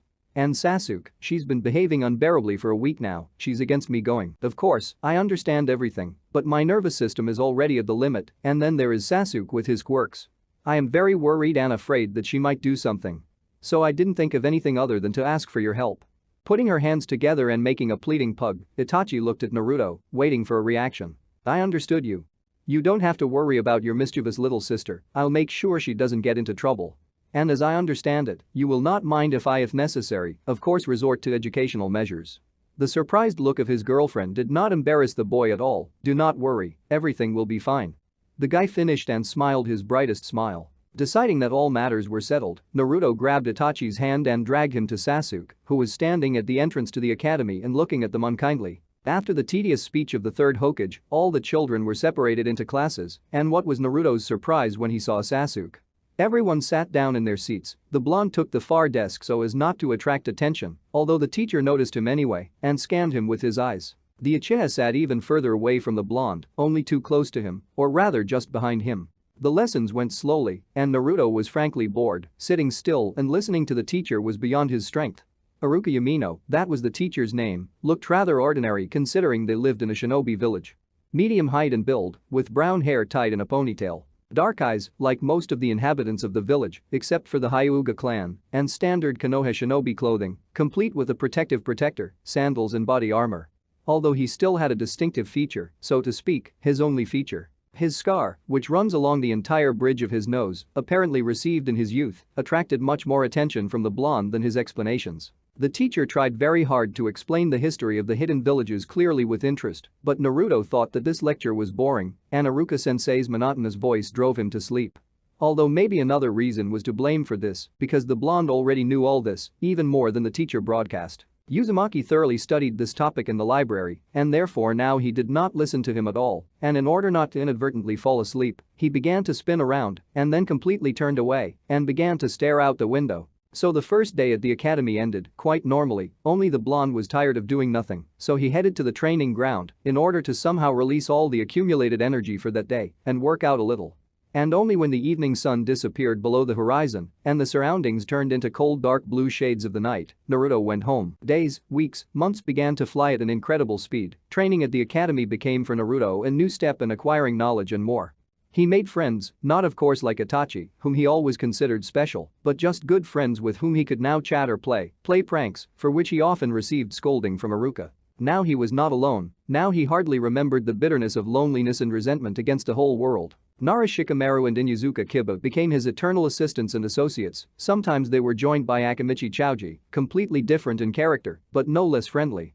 He became friends with a girl, Hyuga Hinata, whom he once saved from bullies and who, unexpectedly for him, turned out to be his classmate, although he thought that she was younger than himself. Sasuke behaved as usual, constantly grunted at everyone and tried to be the best in everything, constantly turned her nose up, for which Naruto did not click on it much, and then the races around the academy began with an angry shrew.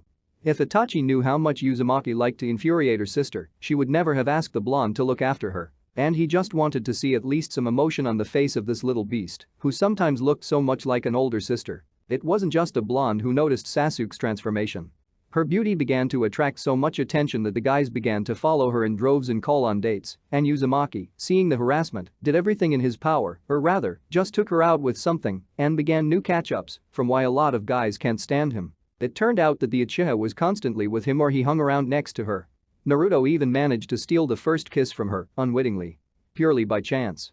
He was simply pushed when he was explaining something to her, in his own way, jumping up on the table and sitting right in front of the girl. Sasuke took this in his own way, and the blonde walked around with a lantern under his eye and limped on his left leg for a whole week. A lot of things happened while they were studying, both good and not so good, but it was always fun.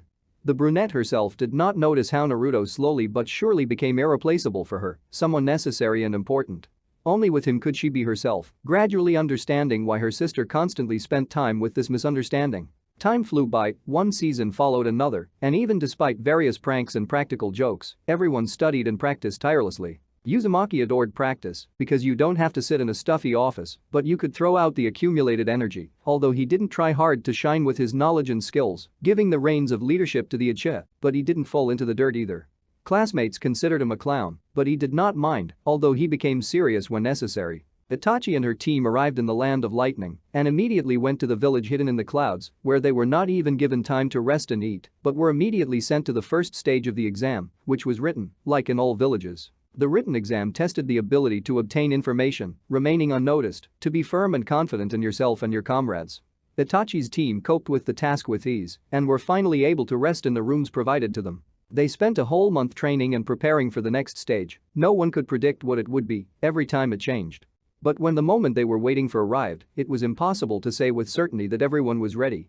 The essence of the exam was explained to them, and they set off. It was necessary to hold out and not die, crossing the massive mountain ranges that were in this village, but it was not as easy as it might seem at first glance.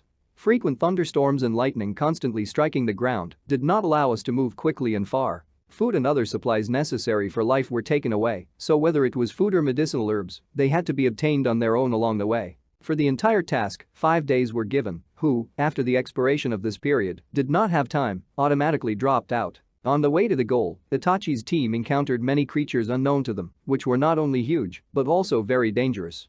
Some with fangs sticking out of their mouths, some with a sting filled with poison. They had a hard time. They fought and defended themselves more than once so as not to become someone's dinner. And other teams also did not give a rest, despite the time of day, attacking in the most unexpected places. After a couple of days, constant lightning strikes were already a common occurrence, especially thanks to Itachi's Sharingan. She and her team quickly got out of various troubles. We had to spend the night in the open air, well disguised, or, if we were lucky, in small caves that we met along the way and turned out to be empty from unwanted neighbors. They took turns guarding. They fed on herbs that they found on sheer cliffs and those creatures that they killed making their way. The worst was the lack of water, but even then the team got used to it and began to get their own drink from plants, and although this was not enough, the strength of the spirit of the Konoha shinobi always helped them get up and move on. And when one day they found a mountain stream, their joy knew no bounds. The only one who remained calm, however, as always, was Itachi, who quickly figured out to stop her teammates from rash actions. The girl was well aware that after so many exhausting days, everyone just wanted to drink water and relax, and she also understood that this was not the place where you could just relax. Firstly, if there is water, then there could be those nearby whom you didn't want to meet at all right now. Secondly, the water could not be drinkable. And thirdly, they were on the verge of dehydration for too long, because of which excessive drinking of water could only worsen the situation. When the girl stopped her comrades and offered to rest a little, hiding in a small cave opposite the source, they were outraged but followed the brunette's instructions. Soon, small animals that live in this gorge appeared at the source and began to drink water, looking back at the slightest rustle. As soon as the animals left, the Uchiha and her team got out of hiding. Having drawn certain conclusions, Itachi and his team filled the flasks they had with them with water. By the 5th day, not only Itachi's team, but everyone was exhausted to the limit and already completely kept on one willpower. But despite this, the most important thing was that they reached the end without loss. Even though they were tired, dirty and hurt, they were together, they were able to get to the right place and move on to the next stage, as well as 2 other teams. In total, 3 teams went further. Team Itachi, Team Kurigakure no Sato, and Team Kumagakure no Sato. After 5 days of rest and eating, grueling training began again. All gathered exactly 1 month later. Again, the explanation of the rules in the drawing of lots to pair up the shinobi. The final stage, taking place in a large stadium, was watched by the judges awarding the victory, persons interested in recruiting experienced shinobi, as well as ordinary spectators. However, the main role in deciding whether to award the title of Chunin was played not by victory, but by the actions of the shinobi during the fights. The battles passed one after another, time dragged on, and Itachi was already all impatient. She wanted to quickly end this and return home to Naruto and Sasuke. She was confident in her abilities. And now it was her turn. She was called to the arena. From Konohagakure no Sato was Itachi, and her opponent from Kurigakure no Sato was Mizuku. They stood up, bowed to the audience and signaled to fight. Itachi did not have time to turn to the opponent as many kunai flew at her and no less shurikens behind them, but by activating the Sharingan, she easily left the affected area and beat off the weapon with a kunai. It looked beautiful. Itachi, like a graceful panther, bent at an unthinkable angle and gently shifted from foot to foot. The weapon flying at the girl ended, but the entire arena was covered with fog, although this was not a problem for the Sharingan. Getting close to the enemy, Itachi entered the battle using Taijutsu. From all sides, she showered her opponent with blows. Visibility was minimal, so spectators could only hear the clanging of metal and screams as they struck. The fog did not last long, its creator began to run out of steam, and the girl decided to end the fight quickly, caught Mizuka in Genjutsu. He got up and showed no signs of life, and while everyone in the audience was waiting, Itachi simply walked up to the opponent and knocked him out with 1 blow, although this was not necessary. The fight was over, the winner was determined. Itachi's team also spent some time in the Land of Lightning, as did all the applicants who were only looking forward to being allowed to leave this village and country. And the closer was the moment of returning to their native village, the more impatient the participants became, in contrast to the Uchiha, who, in their opinion, was too calm. Well, this is understandable, because no one, not even her own teammates, knew the real Uchiha Itachi, and therefore did not know that in her heart, she had already blown up this village 10 times, and all these bureaucrats who were just playing for time. Now Itachi was holding back as best she could, waiting for the signal to rush as fast as she could to her hometown, where she was expected. She had already received why she had come, and now she wanted to quickly be where her family and loved ones were. Proud to show up at home. And although the brunette believed that her native clan did not doubt her at all, because they let her go to such a difficult exam at a very young, according to most, age, she still wanted to prove early that she had not just received this title, but deserved it, trying her best and no worse than any adult shinobi, whether female or male. But most of all, Itachi wanted to see the clockwork blonde, who was also most likely looking forward to meeting them. She was going to meet him first to report on her accomplishments and to see his reaction, which would definitely cheer her up. Trying his best and no worse than any adult shinobi, whether female or male. But most of all, Itachi wanted to see the clockwork blonde, who was also most likely looking forward to meeting them.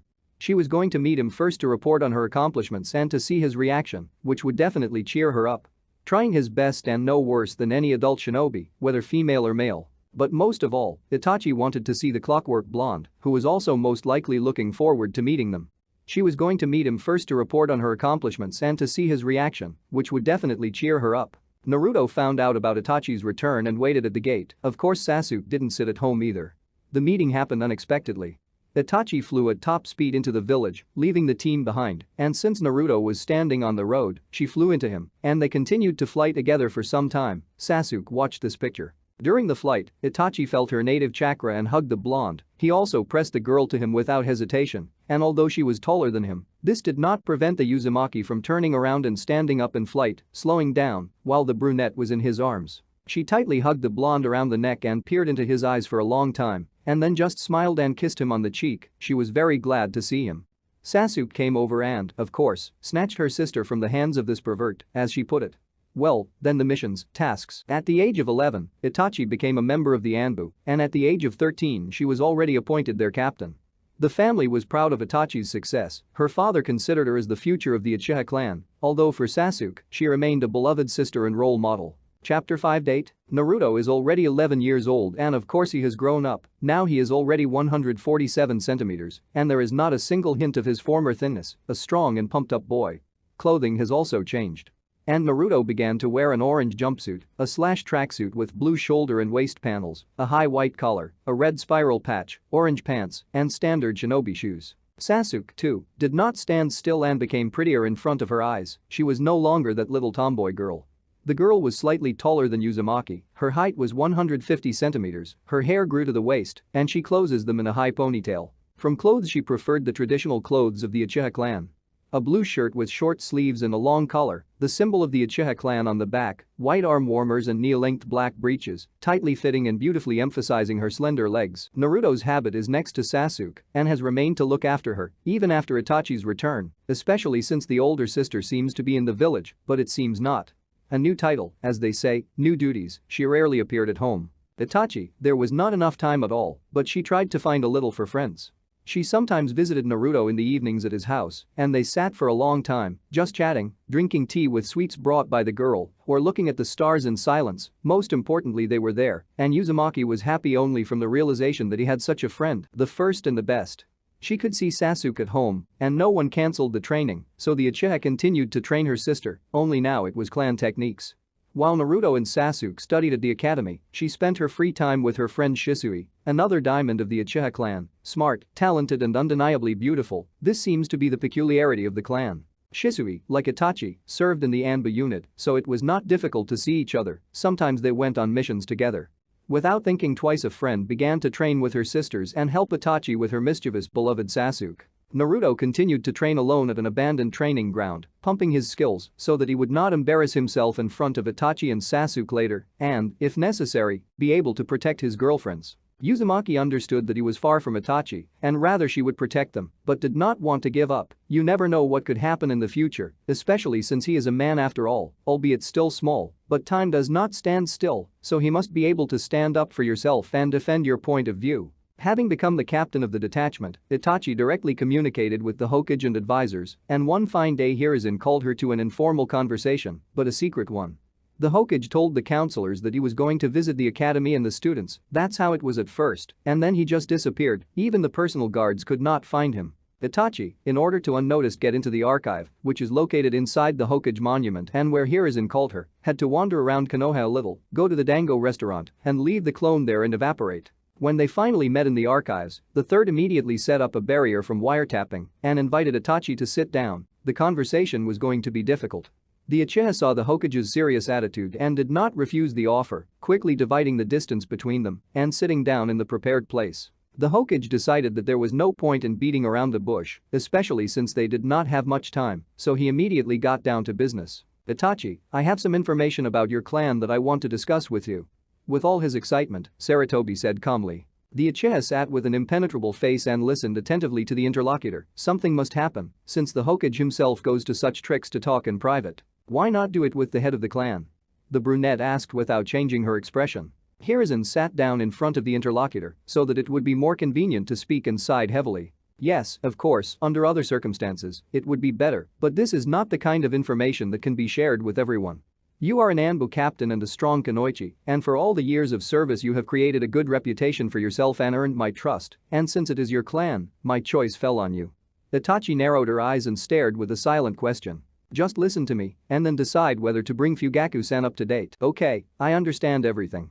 The Uchiha answered and waited for the continuation, a little intrigued by this behavior of the village leader. Hiruzen sat for a while, silently, apparently considering and deciding where to start the conversation or how to choose the right words. So, I'll start by saying that recently I began to notice how Danzo and the advisors often gathered and discussed some business without me, began to hide and keep secrets.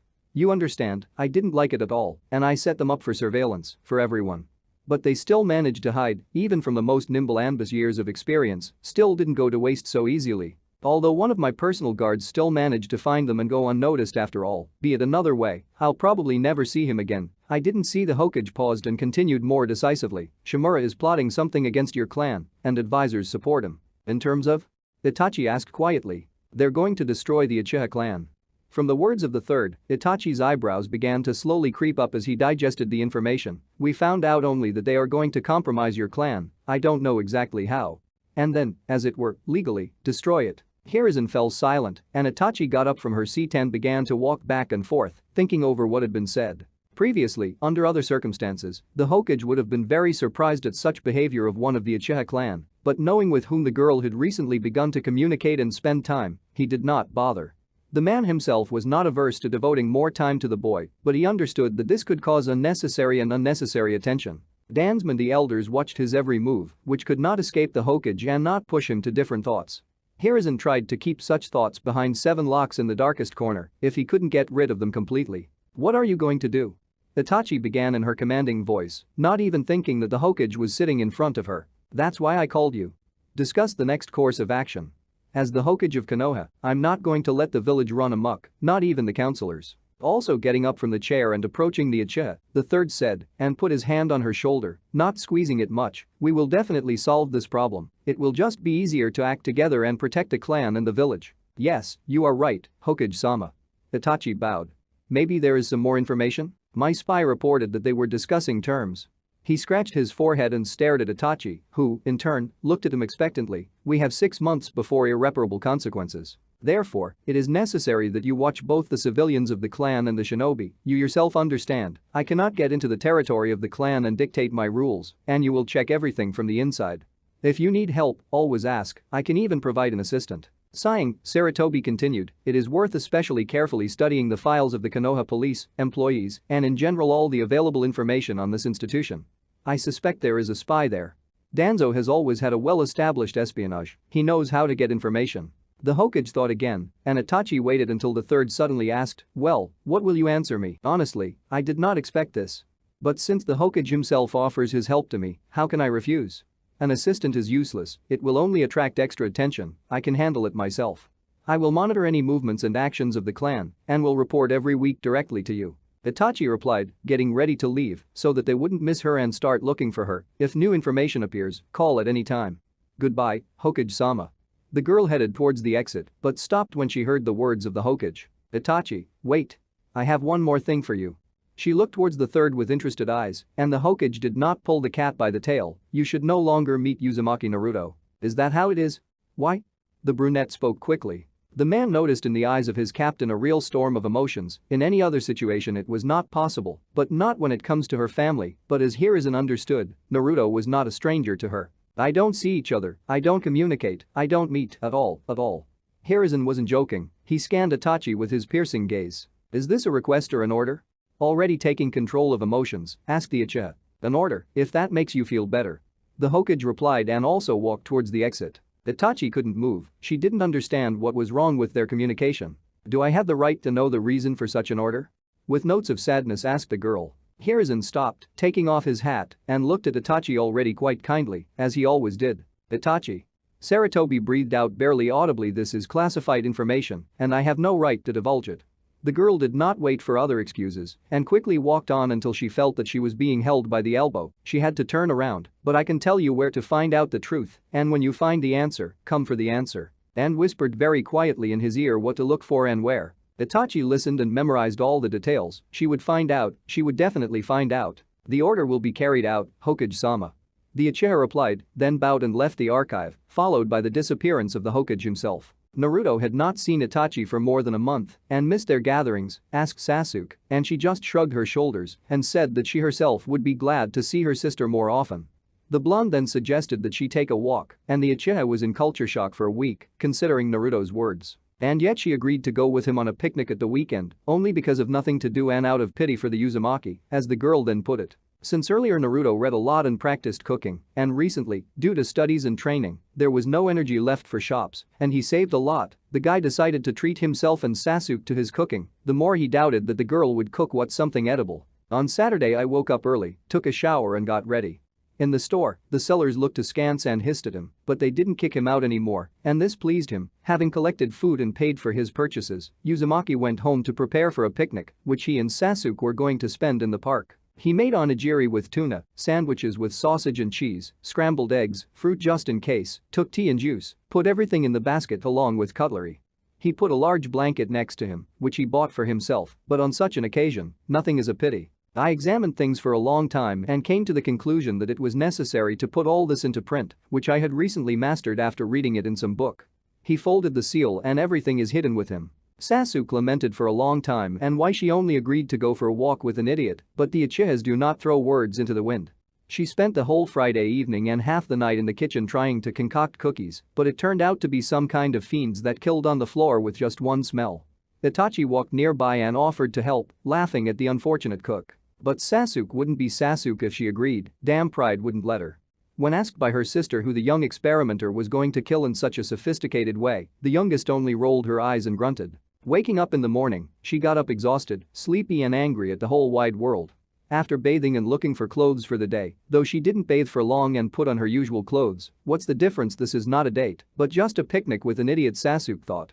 In the kitchen, a surprise awaited her, in the form of a whole dish of cookies. The fragrance was on the whole house, and I wanted to try it, but the girl decided that she would try it with uzumaki.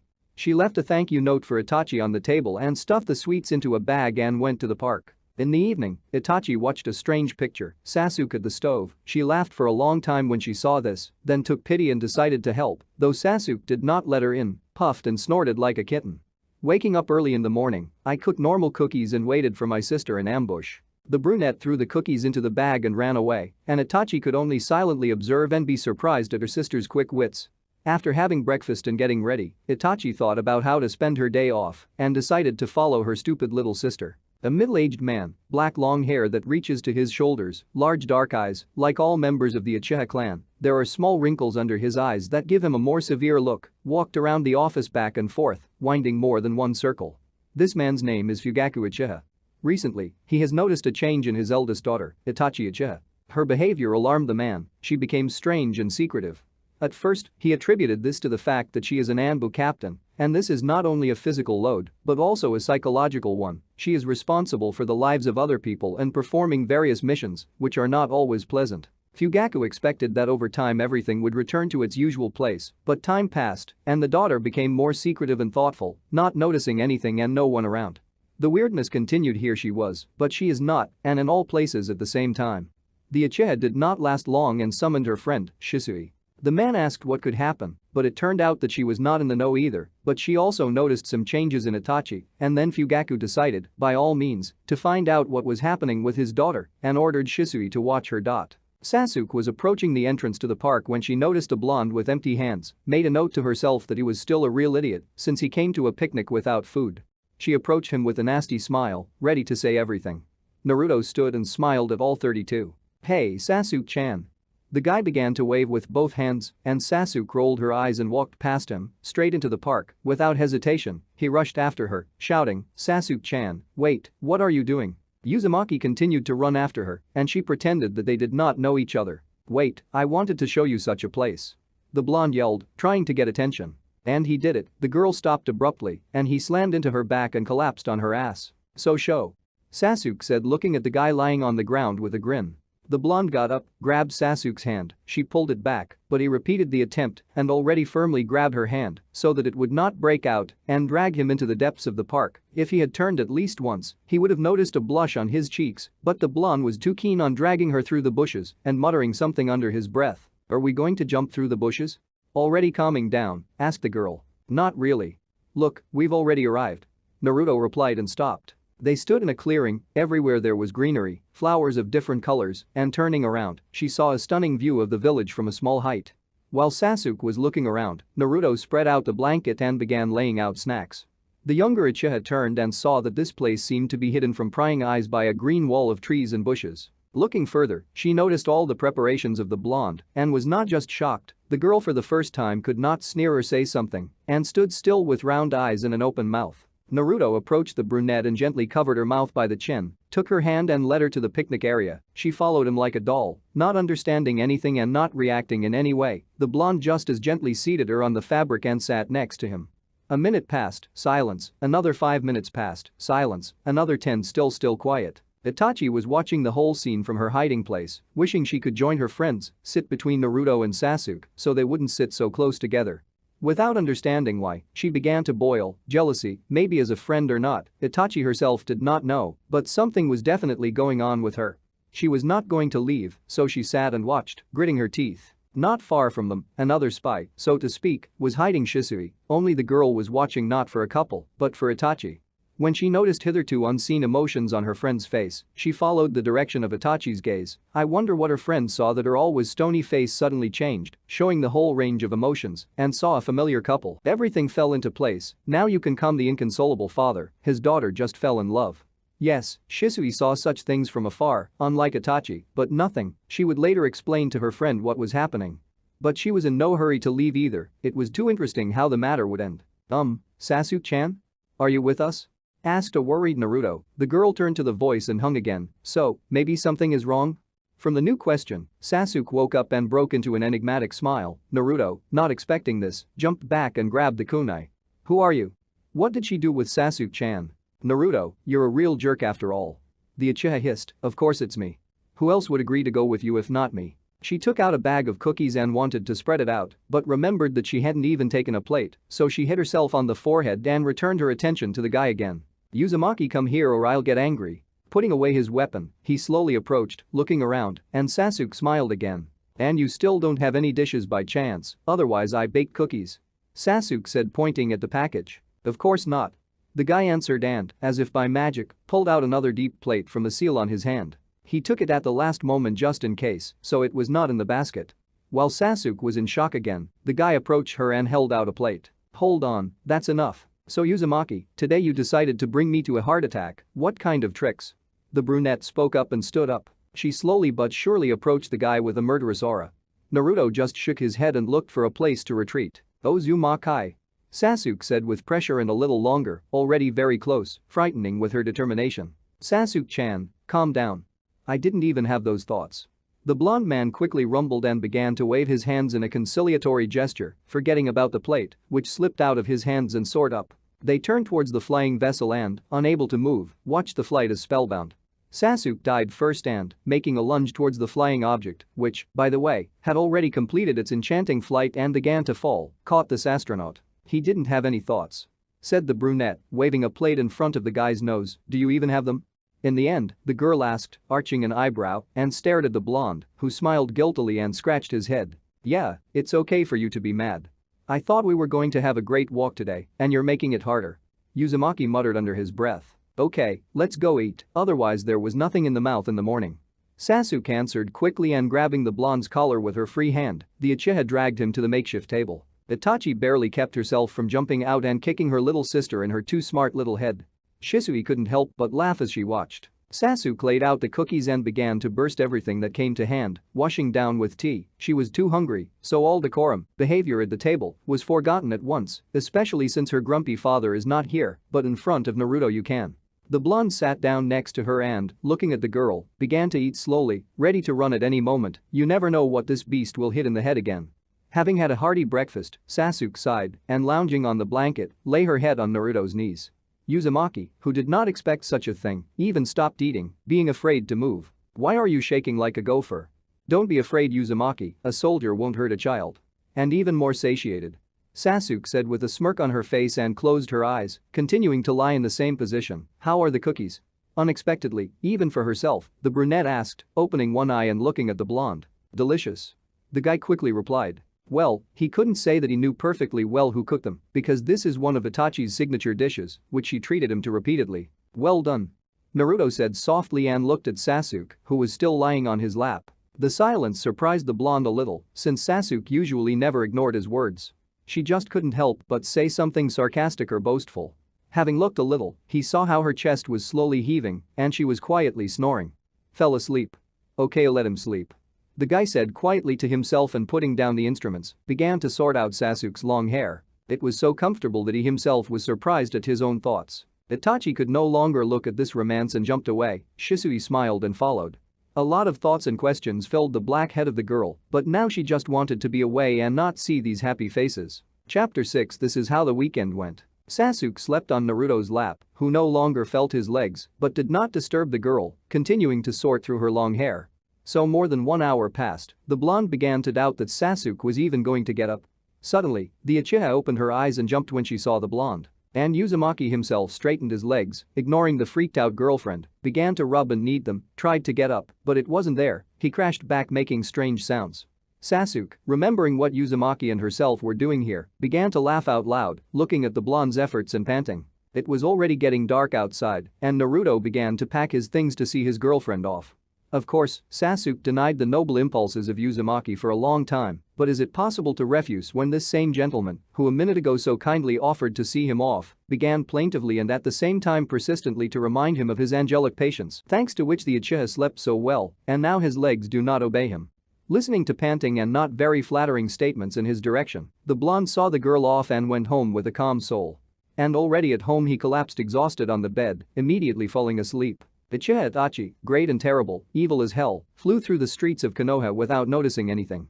She was in a hurry to the Anbu headquarters, to the secret archive. There, according to Sarutobi, she will be able to find out some truth, and no one can stop her. She is the captain of the Anbu squad, she is an elite shinobi, it is better not to get in her way, especially today. The guards didn't even have time to rip, the Hurricane Itachi flew past them, followed by Shisui, who apologized to everyone for her. In the archive, she found a daddy with the name Top Secret. The case of Uzumaki Naruto, his eyes widened, what this child had done, since even a case had been drawn up against him, although this question had tormented her for a long time, because the villagers treated him like an outcast, and now she would know everything. Itachi twisted the folder in her hands, not daring to open it for a long time, but Hiruzen's curiosity and words helped to cope with indecision.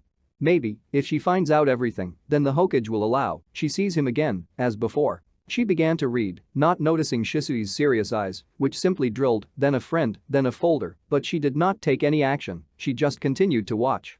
As she read, Itachi changed a sea of emotions on her face, from a kind smile to a frown, sometimes muttering something under her breath. Studying the folder, Uchiha sat until the morning, and after a difficult decision, she wanted to visit the Hokage and find out all her questions, deal with everything at once. To a frown, sometimes mumbling something under his breath. Studying the folder, Uchiha sat until the morning, and after a difficult decision, she wanted to visit the Hokage and find out all her questions, deal with everything at once. To a frown, sometimes mumbling something under his breath. Studying the folder, Uchiha sat until the morning, and after a difficult decision, she wanted to visit the Hokage and find out all her questions, deal with everything at once. The residence was empty when the Uchiha appeared on the threshold because it was still early in the morning and all the civilians were sleeping, only Itachi was not at all up to sleep. She knocked on the Hokage's office, she was sure that he was there, she felt the chakra, and without waiting for an answer she entered. "Good morning, Hokage-sama." The girl said and bowed, "Good morning, Dansum-sama." The brunette added when she noticed the old man and bowed to him, although she herself wanted to tear this old senile into small pieces. In appearance, Dansum is old and obnoxious in contrast to his friend Sarutobi, who has a thin build and average height. He limps a little, so he prefers to move with a wooden cane. The face is slightly oval and streaked with battle scars and wrinkles. The nose is slightly convex, the lips are pursed. The right eye, as well as the forehead, are wrapped with a white bandage. Black greasy strands of hair stick out on top of her head. There is a crossed-out cross on the chin. His left eye barely sees, so Dansum constantly keeps it half open so as not to tire him out. "Early, Itachi." The Hokage greeted with a smile, "Something urgent?" Hiruzen asked, exchanging glances with Shimura and not wanting to shelve a question that apparently interested not only him. "Yes." Itachi said, not looking kindly at the advisor, causing the Hokage to be perplexed at her behavior. "Fine. Report."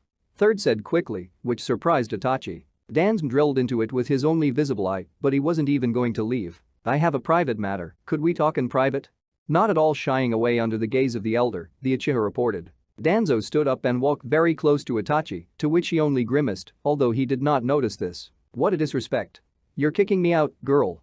Look around, you're in the Hokage's office, and I'm his advisor. How dare you act like that?" Danzo hissed, walking around her. Shimura calmed down, "Why is this with the girl? She didn't do anything wrong, she's probably just embarrassed to speak in front of you, look at how you react." Tried to justify the behavior of the captain of the Anbo Hokage. In fact, he himself did not know what to do.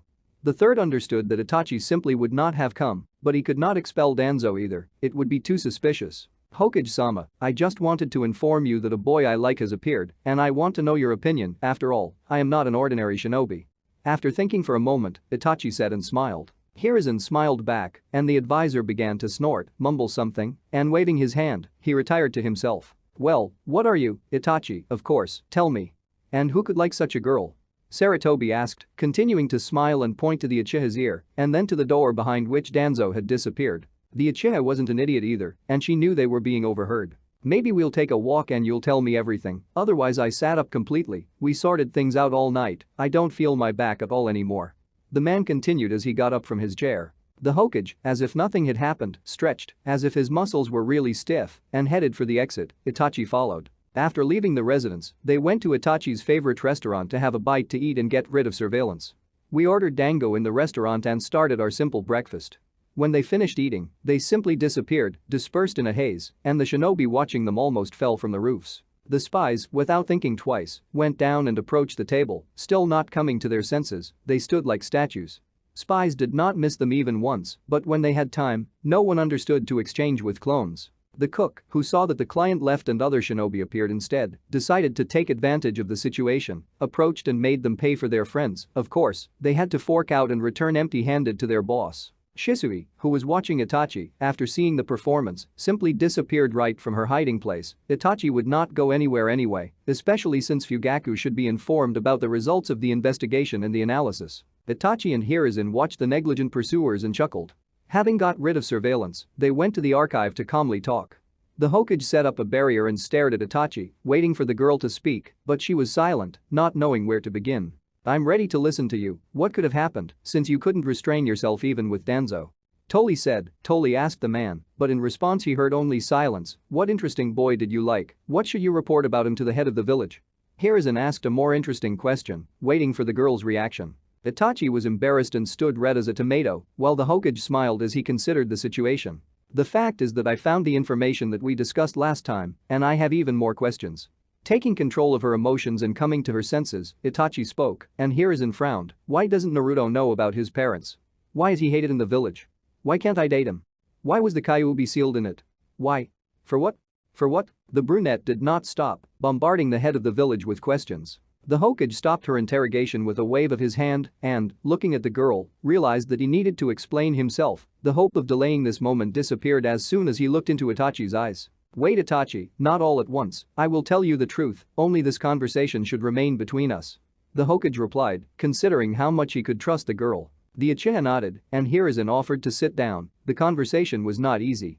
The Hokage talked about the birth of Naruto, about the death of his parents and the sealing of the Nine Tails, about the meeting and the decision made, about the intrigues of Danzo, who also had a hand here, talked for a long time about everything that he himself knew, and Itachi listened with bated breath and frowned with each new discovery getting stronger. There are many people who believe that the Uchiha clan was behind the attack on the village on that ill-fated day, and no matter how much the Uchiha clan proves their loyalty, there have always been, are and will be people who are opposed and ready to believe everything that is for them as they think is right. Itachi understood, she herself had seen the attitude of people towards her clan more than once, but she did not want to believe that because of someone's prejudices, she should retreat and leave Naruto. "And since you are from the Uchiha clan, especially one of the strongest, you should not see Naruto." The Hokage fell silent for a while, but noticing Itachi's sad look, he continued with a kind smile, "I have nothing against your relationship, I'm only for."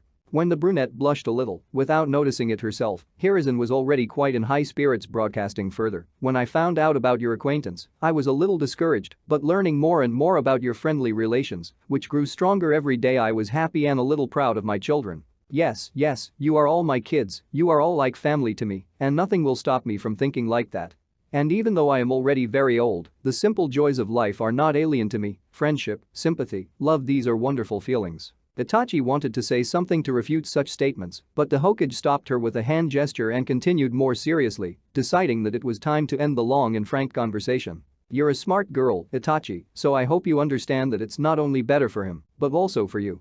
Now the most important thing is to figure out what could threaten your clan and the whole village, because if something happens in the first place, it will hurt him too. Danzo has long been looking for a reason to take him to his place, to root for re-education." The Hokage knew it wasn't fair to put pressure on Itachi like that, but he couldn't find a better way, so he mentally justified himself that it would be best for everyone. The next day, Naruto persuaded Sasuke to spend time together again. From the very morning they walked around the park and along the streets of Konoha, trained together at one of the training grounds, and had lunch in a cafe. Sasuke constantly taunted and scoffed, but the blonde already realized that despite all the stinginess, she also became a good friend to him.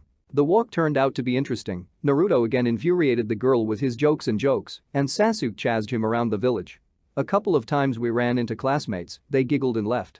Now friends definitely can't get away from questions."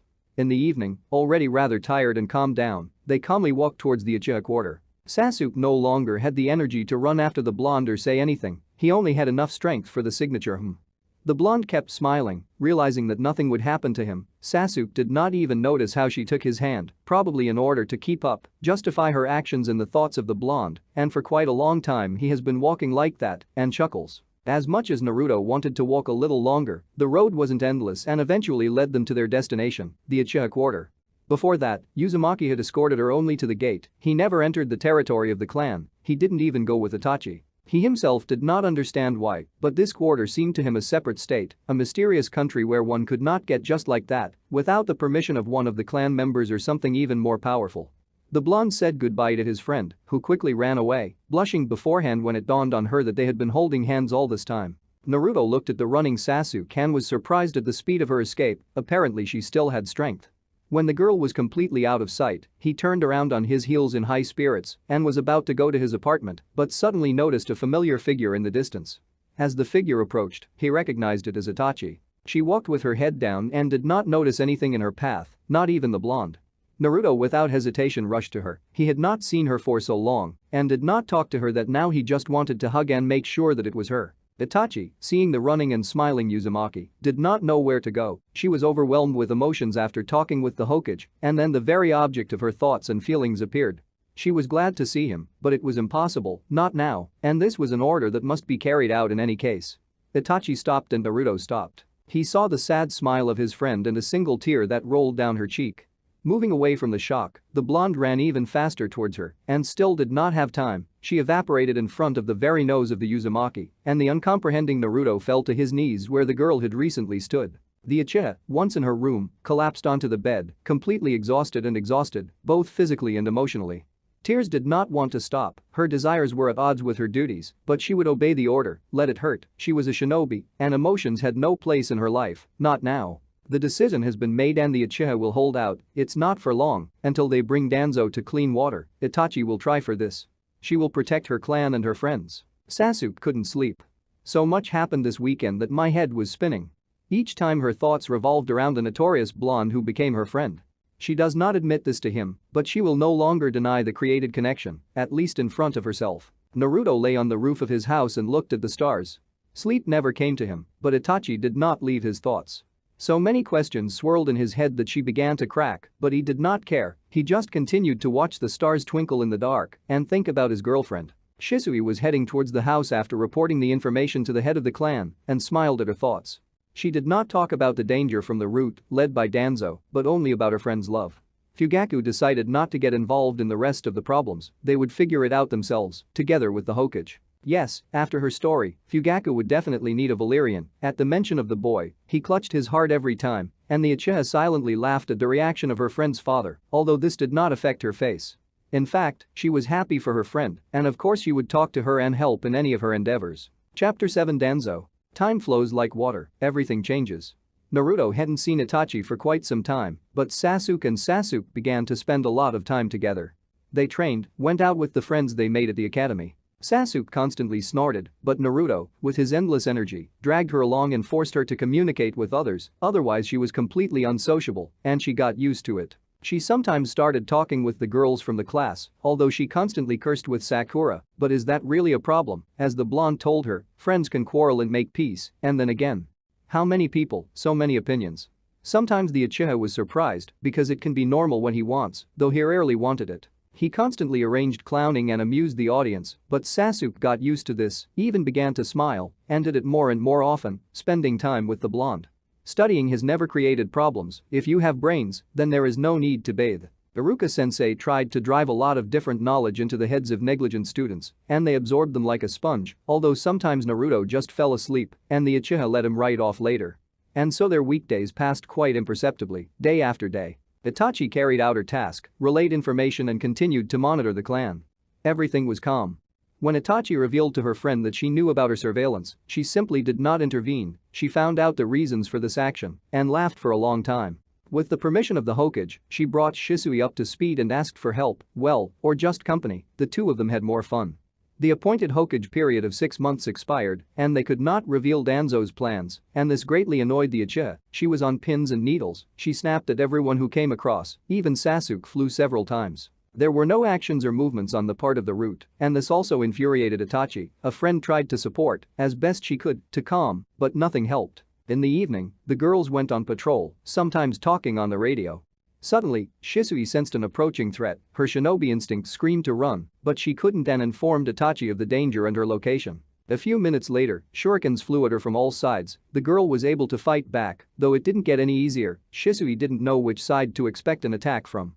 She stood with a kunai in her hand, ready to fight back, and Danzo came out to her with a calm gait from behind the trees. "Girl, do not complicate your life, surrender voluntarily, you understand that you cannot win." The old man said with an unctuous smirk, and Shisui just smiled at her own thoughts. "Did you want something, Danzm-sama?" Not for a moment relaxing, the girl asked and smiled. "I only want your eyes, so if you give them up willingly, I'll let you live." Shimura hissed, slowly approaching the uchiha like a snake. Shisui had a Sharingan with rare powers. She could use it to use the Kotomatsukami technique.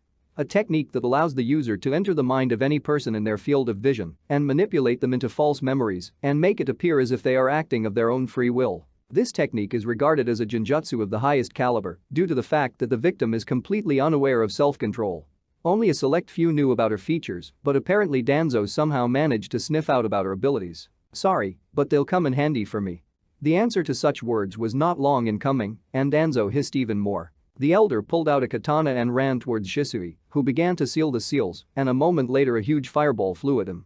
Danzo jumped to the side, but Shisui was already waiting for him with an activated Sharingan, and as soon as he landed, she caught him in a genjutsu. The enemy was petrified, and the girl decided that she had coped and relaxed, but as soon as she turned away, the merciless elder caught her by surprise, using the forbidden technique of Izanagi. A technique by which the user can teleport themselves into an illusion, allowing them to control the border between illusion and reality, the Sharingan they already had in their possession, to free themselves from the genjutsu and steal Shisui's eyes. Danzo and his men surrounded Shisui. The girl realized how much she underestimated the enemy, but the escape routes were blocked, and now the battle is moving to a new level. There was no thought of surrendering, so she took out a second kunai from her pouch and got into a fighting stance.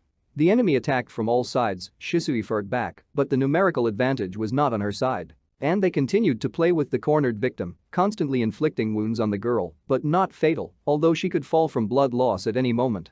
Danzo did not take part in the game. He stood and watched from the side, and she decided that if she had to die, she would take him with her.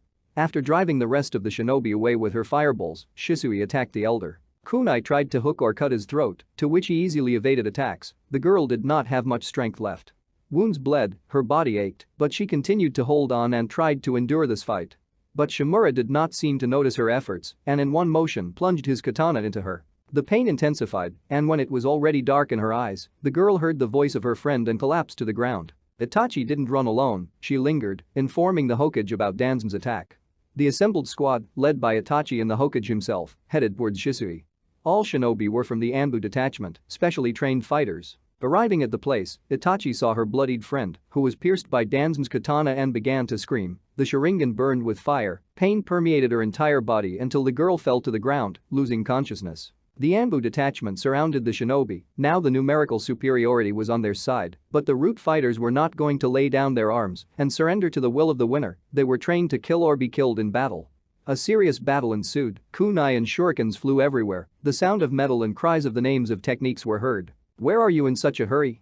You lost, give up in an amicable way," asked his old friend and colleague Hiruzen, who tried to escape Danzo, blocking the path, and asked not very kindly. "Hokage-sama, you understand that this is impossible. I'm not going to jail, so now we're on the wrong track." Shimura spoke while shaking the blood from his katana. "Then your fate is sealed, you won't get out of here alive."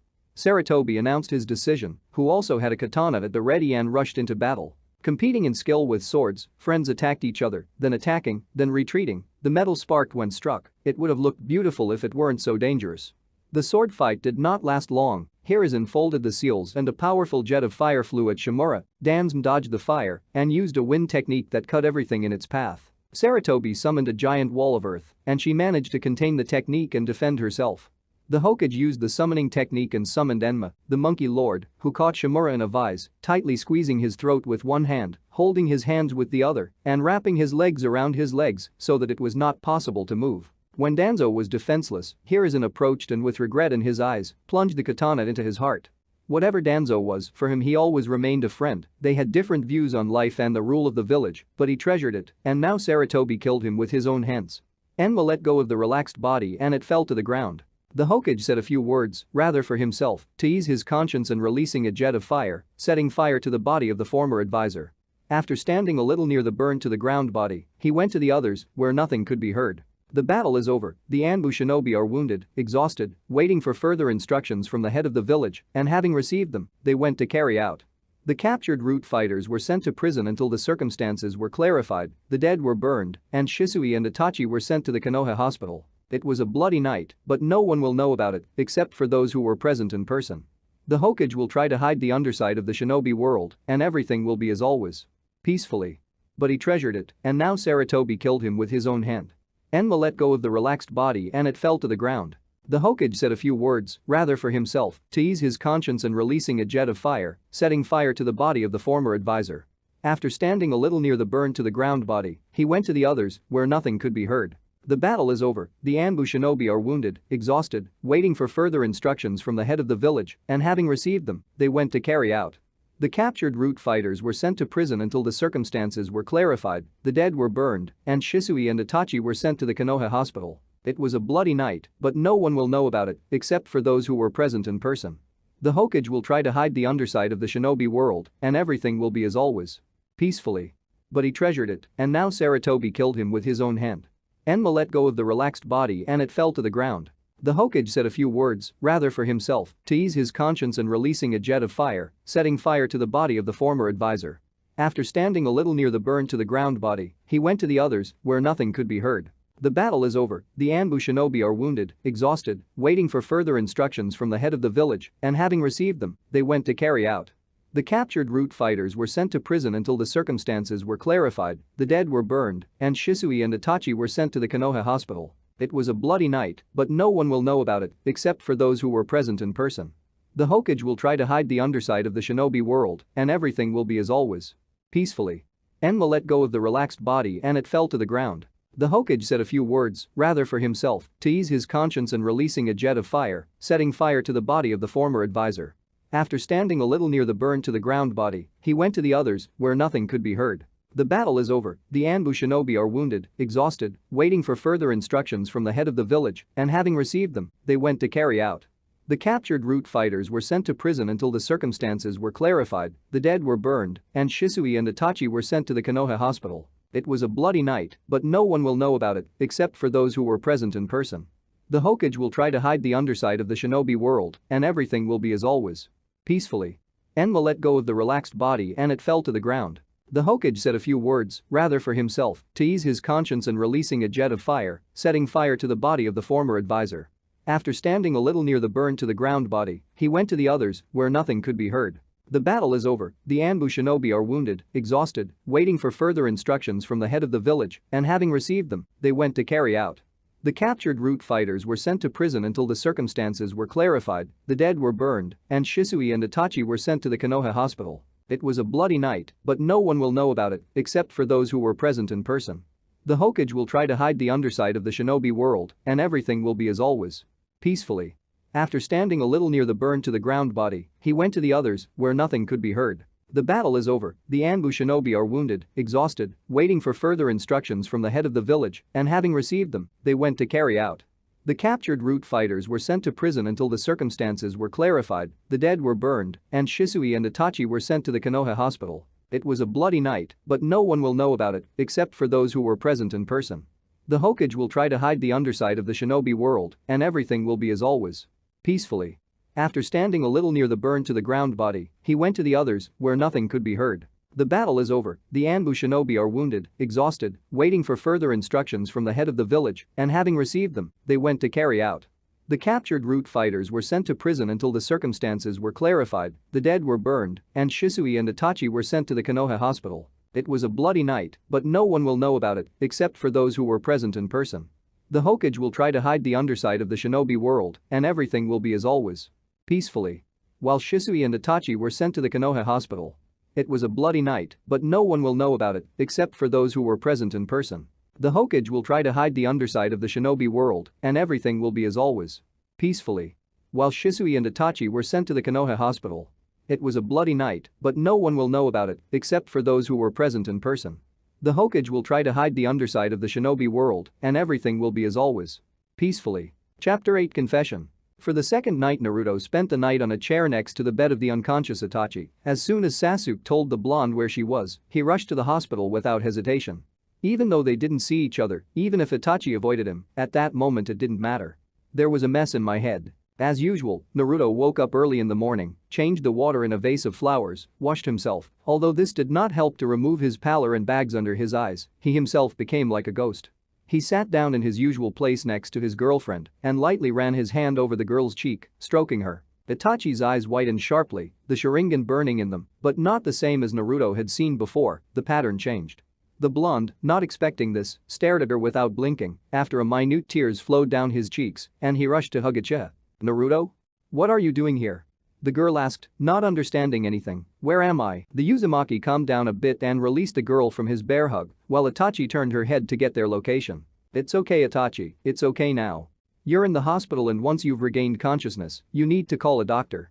I'm running after him now," the blonde said, quickly turning away, trying to calm the brunette. Naruto started to get up but felt a hand holding him. He turned to his friend, trying to wipe away his tears to hide his red eyes from lack of sleep. "Wait," very quietly said, exhausted Uchiha. Naruto returned to his seat, sitting on a chair, but he still couldn't look at the girl. Emotions were running high. I wanted to sob with joy that she had finally woken up. I wanted to hug, to feel that she was safe and sound, that she was really here with him. I wanted to hide so that she would not see what he had become, worrying about her. And at the same time I wanted to shake her and ask her what the hell she was. Yes, I wanted a lot of things. While she was unconscious, the blonde couldn't find a place for himself and what the hell was going on in his head, but he endured and instead just sat and waited. "Sorry." Breathing a little, Itachi said, not taking her eyes off the blonde's face and waiting for a reaction. "Well, what are you? You have nothing to apologize to me for." The guy said on the verge of hearing and realizing that he was no longer being held, he jumped off, getting to his feet. "I'll call the doctor now, don't go anywhere." "Oh sorry, what am I talking about?" Hitting his forehead, the blonde smiled at all 32. "Okay, I instantly." Naruto spoke louder and ran out of the room. "Wait, Naruto." But no one heard her, the blonde was gone. She was perplexed, seeing a fake smile and mock cheerfulness. Of course he could fool anyone, but not her. If only he returned, and there she would talk to him and everything would be resolved, the girl thought so. "Lady Uchiha," said the doctor, who entered the ward, instantly distracting her from her thoughts. "Now I will examine you and tell you what we will do next." "Fine."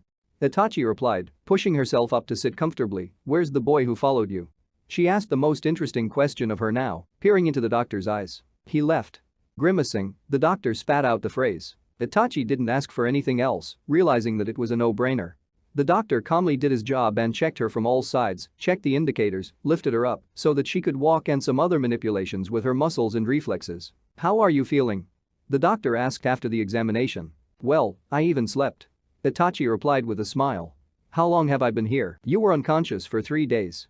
The doctor said in a calm voice, without raising his head and continuing to write data into the card. "From a physical point of view, everything is in order. Psychologically, it's also normal. We will wait until the evening. If your condition does not change, you can be discharged." "Thank you. I understood everything." Barely audible, the brunette answered. Itachi listened to the man, and her thoughts were far from here. She lay back on the bed, and the doctor headed for the exit. "Excuse me, can you tell me what happened to Shisuya Uchiha?" Remembering the past events, the girl asked. "She's fine, she's alive. She was admitted with a serious wound and great blood loss. The whole day the doctors fought for her life in the operating room, but she is a strong girl and was able to get out.